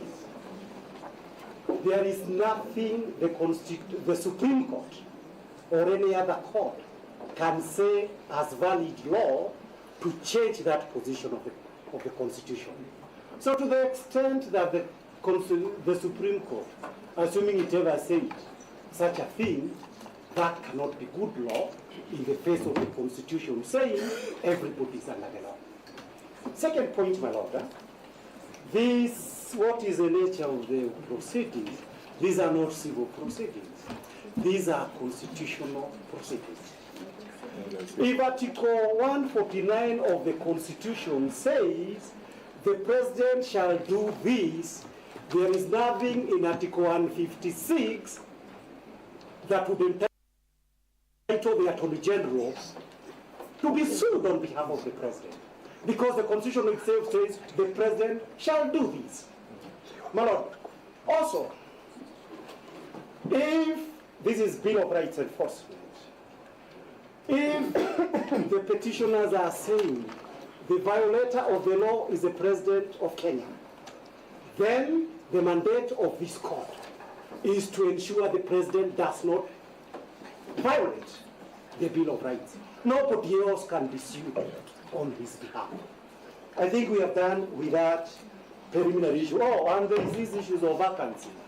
My lord, I was imagining that if this vacancy is troubling anybody in Kenya, 2 things. Number one, you would have seen some urgency in reconstituting IEBC. Some of the petitions that are before you, or that will find your way to your hands, are also saying the president cannot do what he's so desperate to do because there is no IEBC. So that is coming. So if there is any urgency, anybody who cares about vacancy, let us start with IEBC. Now, also, if, and I think Kenya are entitled to this information, Mr. Kamodo appears so worried that a vacancy in the office of the president may arise. Perhaps this is information the people of Kenya are entitled. Why is that so? My Lord, it's purely conjectural. It's an Right, I'm not saying anything, I've ended there. Unless you have some... I don't know, I didn't say it. I didn't say it. Yes, my Lord, now coming to the main issue. My Lord, this forum, somebody said we are sitting past the dusk. It made me remember something. I think I saw the presiding judge was practicing at some time when I was practicing as a lawyer in the 1990s. I remember going to court very many times with Dr. Kaminwa, Paul Muite, and Gibson Kamau Kuria. What was it all about? My Lord, during that time, and when we could go to those cases, there was no distinction that was made. My Lord, with your very kind permission, I'm constrained to just want to get some clarification. Judging the application? No, because the role you have, you know it, you are supposed to be responding to issues that have arisen. I don't think what you're speaking to has arisen, and there is no latitude that extends to that in that general direction. Yes. My Lord, we stand. We would want to get some guidance on that. My Lord, I believe those issues. Mr. Kip, you gave the clarifications earlier. Yes. But now just stick to the reply according to. I'll do that. My Lord, one of the cases that during that time, because you can't address every true issue. I'm trying to be global. My Lord, one of the, and these are global point I'm making with regard to the issues that have been raised. My Lord, you are effectively being told the petitioner and the respondent occupy the same space from the standpoint of our constitutions. My Lord, the truth is they don't. And I say that for the simple reason that these constitutions of Kenya was made explicitly to protect citizens who can suffer from harm from the executive and people who occupy power. That is what the protections are meant to do. Conservatory orders are given to ensure people whose rights are being violated and in need of protection, that protections will be accorded. So somebody to say that an application for conservatory orders stays on the same level with an application by a violator to continue or to complete the violations, my Lord, that would amount to misreading the Constitution. And this is not an idle issue. Under Article 20, it is very clear. The Constitution binds all state officers and this court. So the notion that we have a right to be heard, yes, when we shall be doing the petition, give them 10 hours and we shall not object. But let the subject matter be preserved. We've got no problem. The right to be heard under Mutunga rules is protected. But there is a distinction under our constitutions between a violator and the victim of violations. That one is very clear in our jurisprudence. Well, having said that, there is an oath of office. There is a question of the empanelment, whether you call it assignment, appointment. The issue is, for purposes of Article 165 of the Constitution, does the Chief Justice exercise judicial or administrative powers? I go with what Dr. Kaminwa says. These are judicial powers. And judicial powers, my Lord, takes us to the oath that is prescribed by believing the third schedule of the Constitution. When the Chief Justice says, takes an oath, it's to exercise the judicial powers that includes, with regards to the High Court, the powers under Article 165(4) of the Constitution. No such oath is taken by the Deputy Chief Justice to enable her to do so. So that, my Lord, as long as, if you say it is administrative, we go to another level. The questions would be, can this be made without a formal judgment where the issue has arisen directly? Because as we were told by my learned colleague, Mr. Waduta, that matter is still yet to be decided by the Court of Appeal. My Lord, having said that, there is a question, my learned Professor Muigai, whom I learned a lot from him. My Lord, Professor Muigai talks about public interest, the issue of the necessity for it, and about a vacuum arising. My Lord, the happy thing about the Constitution is that up to this time, the petitioners have done nothing that would elongate the time at least of 74 to 100 days that is envisaged under Article 149 of the Constitution for this business to be conducted. If anything, it is this kind of applications to set aside that will prevent these petitions from being heard, for example, in the next 30 days, so that there is still some other 30 days for the people of Kenya to be consulted on this issue and the regular decisions to be made by Parliament. My Lord, there is the issue that an absurdity is being created. Who is creating an absurdity? The absurdity, my Lord, that is being created is this. And strictly speaking from Article 25 of the Constitution. Article 25 of the Constitution says the right to be heard is absolute, even during an emergency. How can this right ever be absolute, and this court were to take away the subject matter before that right is exercised, and you do not call that an absurdity? We are actually here to prevent that absurdity.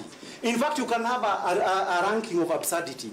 The biggest absurdity, my Lord, would be this, Article 125. All rights under Article 24 can be limited. Under Article 25, the right to be heard is absolute. It is binding on everybody. That's the biggest absurdity that can occur. Who supports that absurdity? The respondents. My Lord, we go next to Professor Ojienda. Of course, Professor Gedu said many things which you cannot deal with all of them. This internal memo, where is it? Oh, it's here. It's here. My Lord, this internal memo, first of all, we note, when the question was asked, is it anywhere? It is not in the CTS. Start one. Number two, or portal for the cases that have actually been filed. My Lord, the second issue, there is no reply affidavit for this court to be able to deal with it.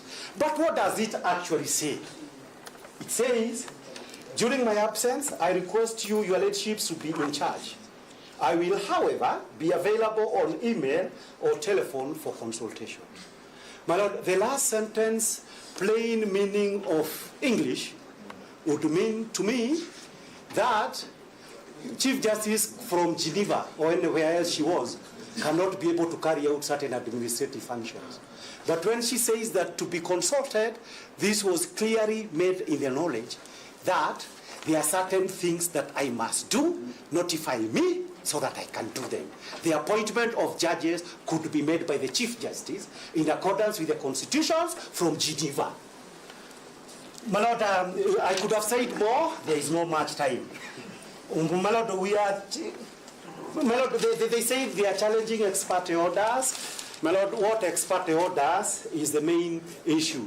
The ex parte orders we are challenging is a conservatory order to ensure that before this court there will be integrity and the constitutions will be upheld. And the kind of circus we had in Parliament will not happen before you. My Lord, for purposes of where do we want this matter to be completed? My Lord, they said that they want the matter to be completed. We are more desperate for this matter to be completed. And that is why in the expectation of the petitioners, we expected that the first business of this court, like it happens every time I sit on benches, and I've sat on very many, they say, this matter is very urgent, we cannot hear preliminary matters, let's go straight to the petition. So we are very desperate to have this matter heard. My Lord, there is my learned colleague, Mr. Nyamodi, whom again is a good friend of mine I respect. CJ occupies 3 constitutional offices, I agree. But the only issue of distinction is, under Article 165(4) of the Constitution, she cannot be able to perform that functions any more than we could say she could transfer judges. Transfer of judges is actually more or less administrative, but she doesn't do it because it is an important office that goes with the office of the Chief Justice. But if this is judicial, she cannot be able to do it. My Lord, the issue of Conchela, again, the issue is contextual. The Chief Justice was a party, and therefore in Conchela, as far as I am concerned, the matter, the Deputy Chief Justice did so as an acting Chief Justice. Even Gachagua or anybody else who gets into that position, when they are acting as acting president, there are certain decisions that they can make, but they must wear that position.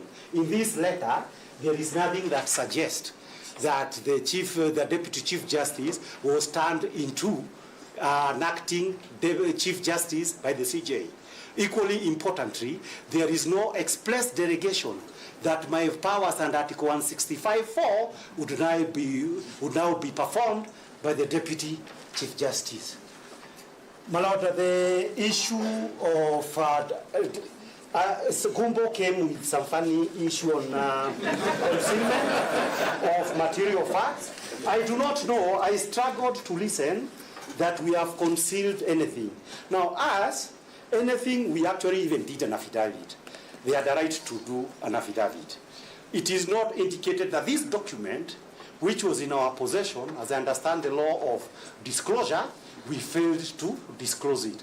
All the other issues they are raising are points that are in contention. That does not amount to concealment, as I understand it within the law.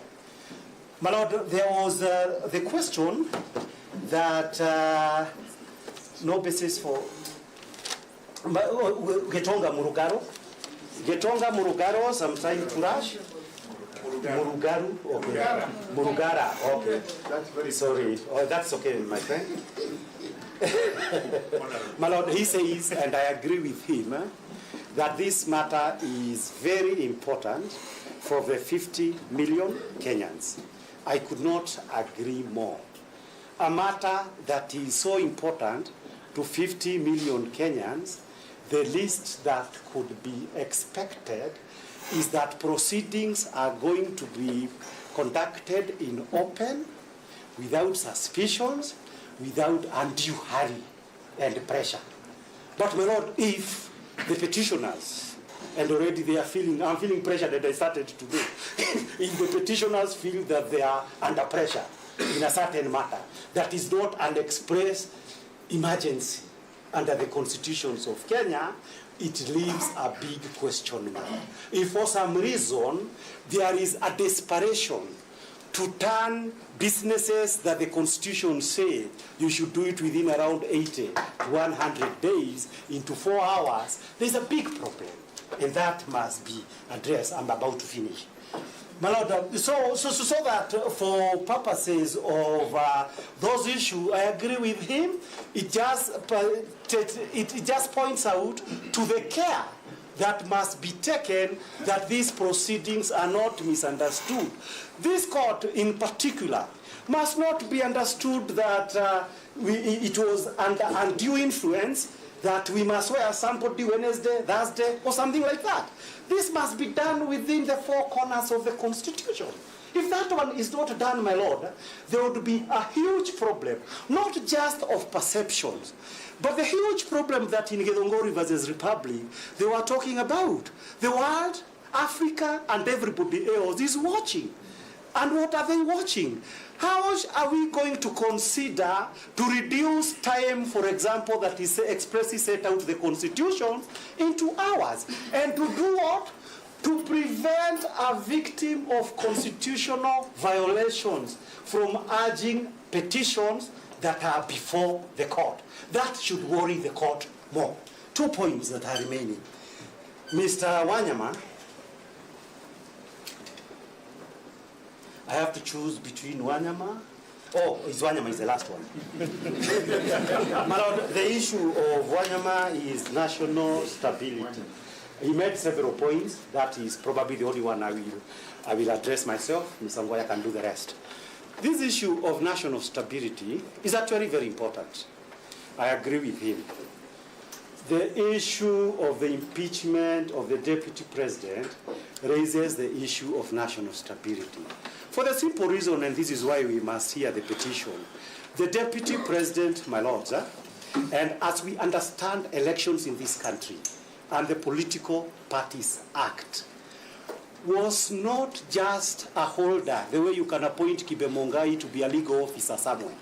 He was not just a holder of the office of deputy president. there was a political process in order to be able to get power under the Constitution in the 2022 election. That's why the national issue of national stability arises. His supporters and also the president, they came together to form a party. So that, my lord, over and above, and there is a case which I was privileged to do in 2013, one of the lawyers in that case, this one of conflict management, when Ruto and Uhuru were being prevented from running for presidency in 2013. That case, my lord, and we did it before 5 judges, it was civilized, it was decent, there was no hurry. But more importantly, what was the issue there? Part of the issues that I was present in that case to urge is this, that President Uhuru and the now President Ruto are not seeking this case by themselves, because Article 38 of the Constitution says they are doing this. The peoples in exercise, their supporters, in exercise of their rights, political rights, and Article 38, prefer these people to be their candidates. So what's my point? My point is this: look beyond Rigathi Gachagua. Look also to the people who feel we've not been given a square deal, and we are being disenfranchised, we are being emasculated from the political scene. We shall urge that more during the hearing of the petitions. For now, let us hold the ring. Let us not take away the ring, so that we can meet sometime next week, my lord, and deal with the issue. My learned colleague, Ms. Ongoya, can take on from here. No, my lord, I have finished. My learned colleague, Ms. Ongoya, to say something. My lords, my lady, I just have a few points to highlight. Rigathi Gachagua. Hii serikali tulitafuta na shida mingi sana. Hatuwezi kubali mtu haribu. Kenyans will be shocked.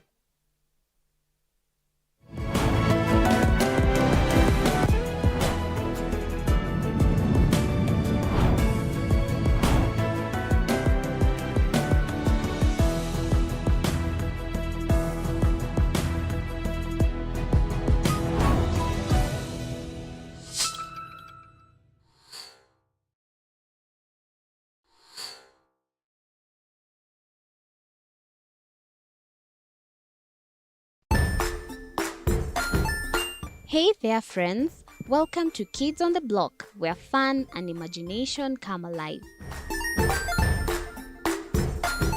We dive into magical world filled with exciting adventures and awesome friends. What position were you in? I was number 2. What position were you? Number 1. He decided to cross the bridge by his house and look for food on the other side. We're going to do half cup of chocolate chips, and the other one, we're going to do half cup of the blueberries. So, grab your imagination hats and get ready to explore with us. Join us every Saturday at 9 a.m. for new friends, amazing stories, and tons of laughter.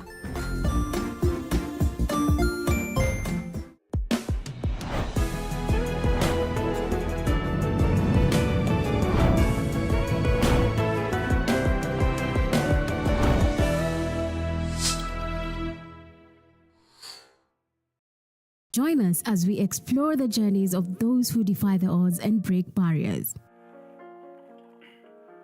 We dive deep into the stories of triumph. Sometimes when parenting a child with a special need or whatever disability, family life becomes a bit complicated and you may end up raising the child on your own. Here, we inspire. I have a farm which one we showcase with other dyslexic youths and autism, how to farm. Motivate. It's never easy, but what we do, the best thing is to work with another parent who has an elder child than yours. And break through the barriers one story at a time. Push your boundaries beyond the limit. Saturdays at 8 p.m.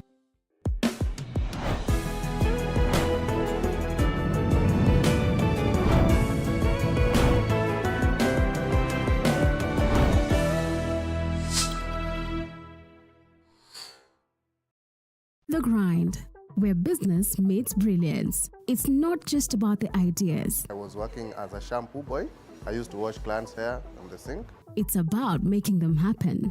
From big wins. In primary school, when we would be asked what people want to be, I was categorical that I want to be a nurse. To hard lessons. The consoles change, the gaming equipment keep changing. We cover it all.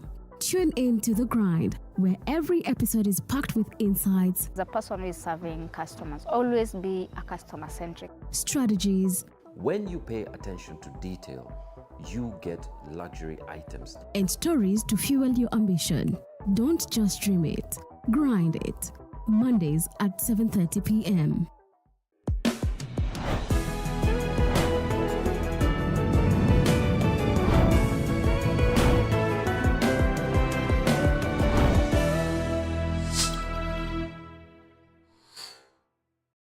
Jiunge nasi tunapoangazia safari za viongozi bora.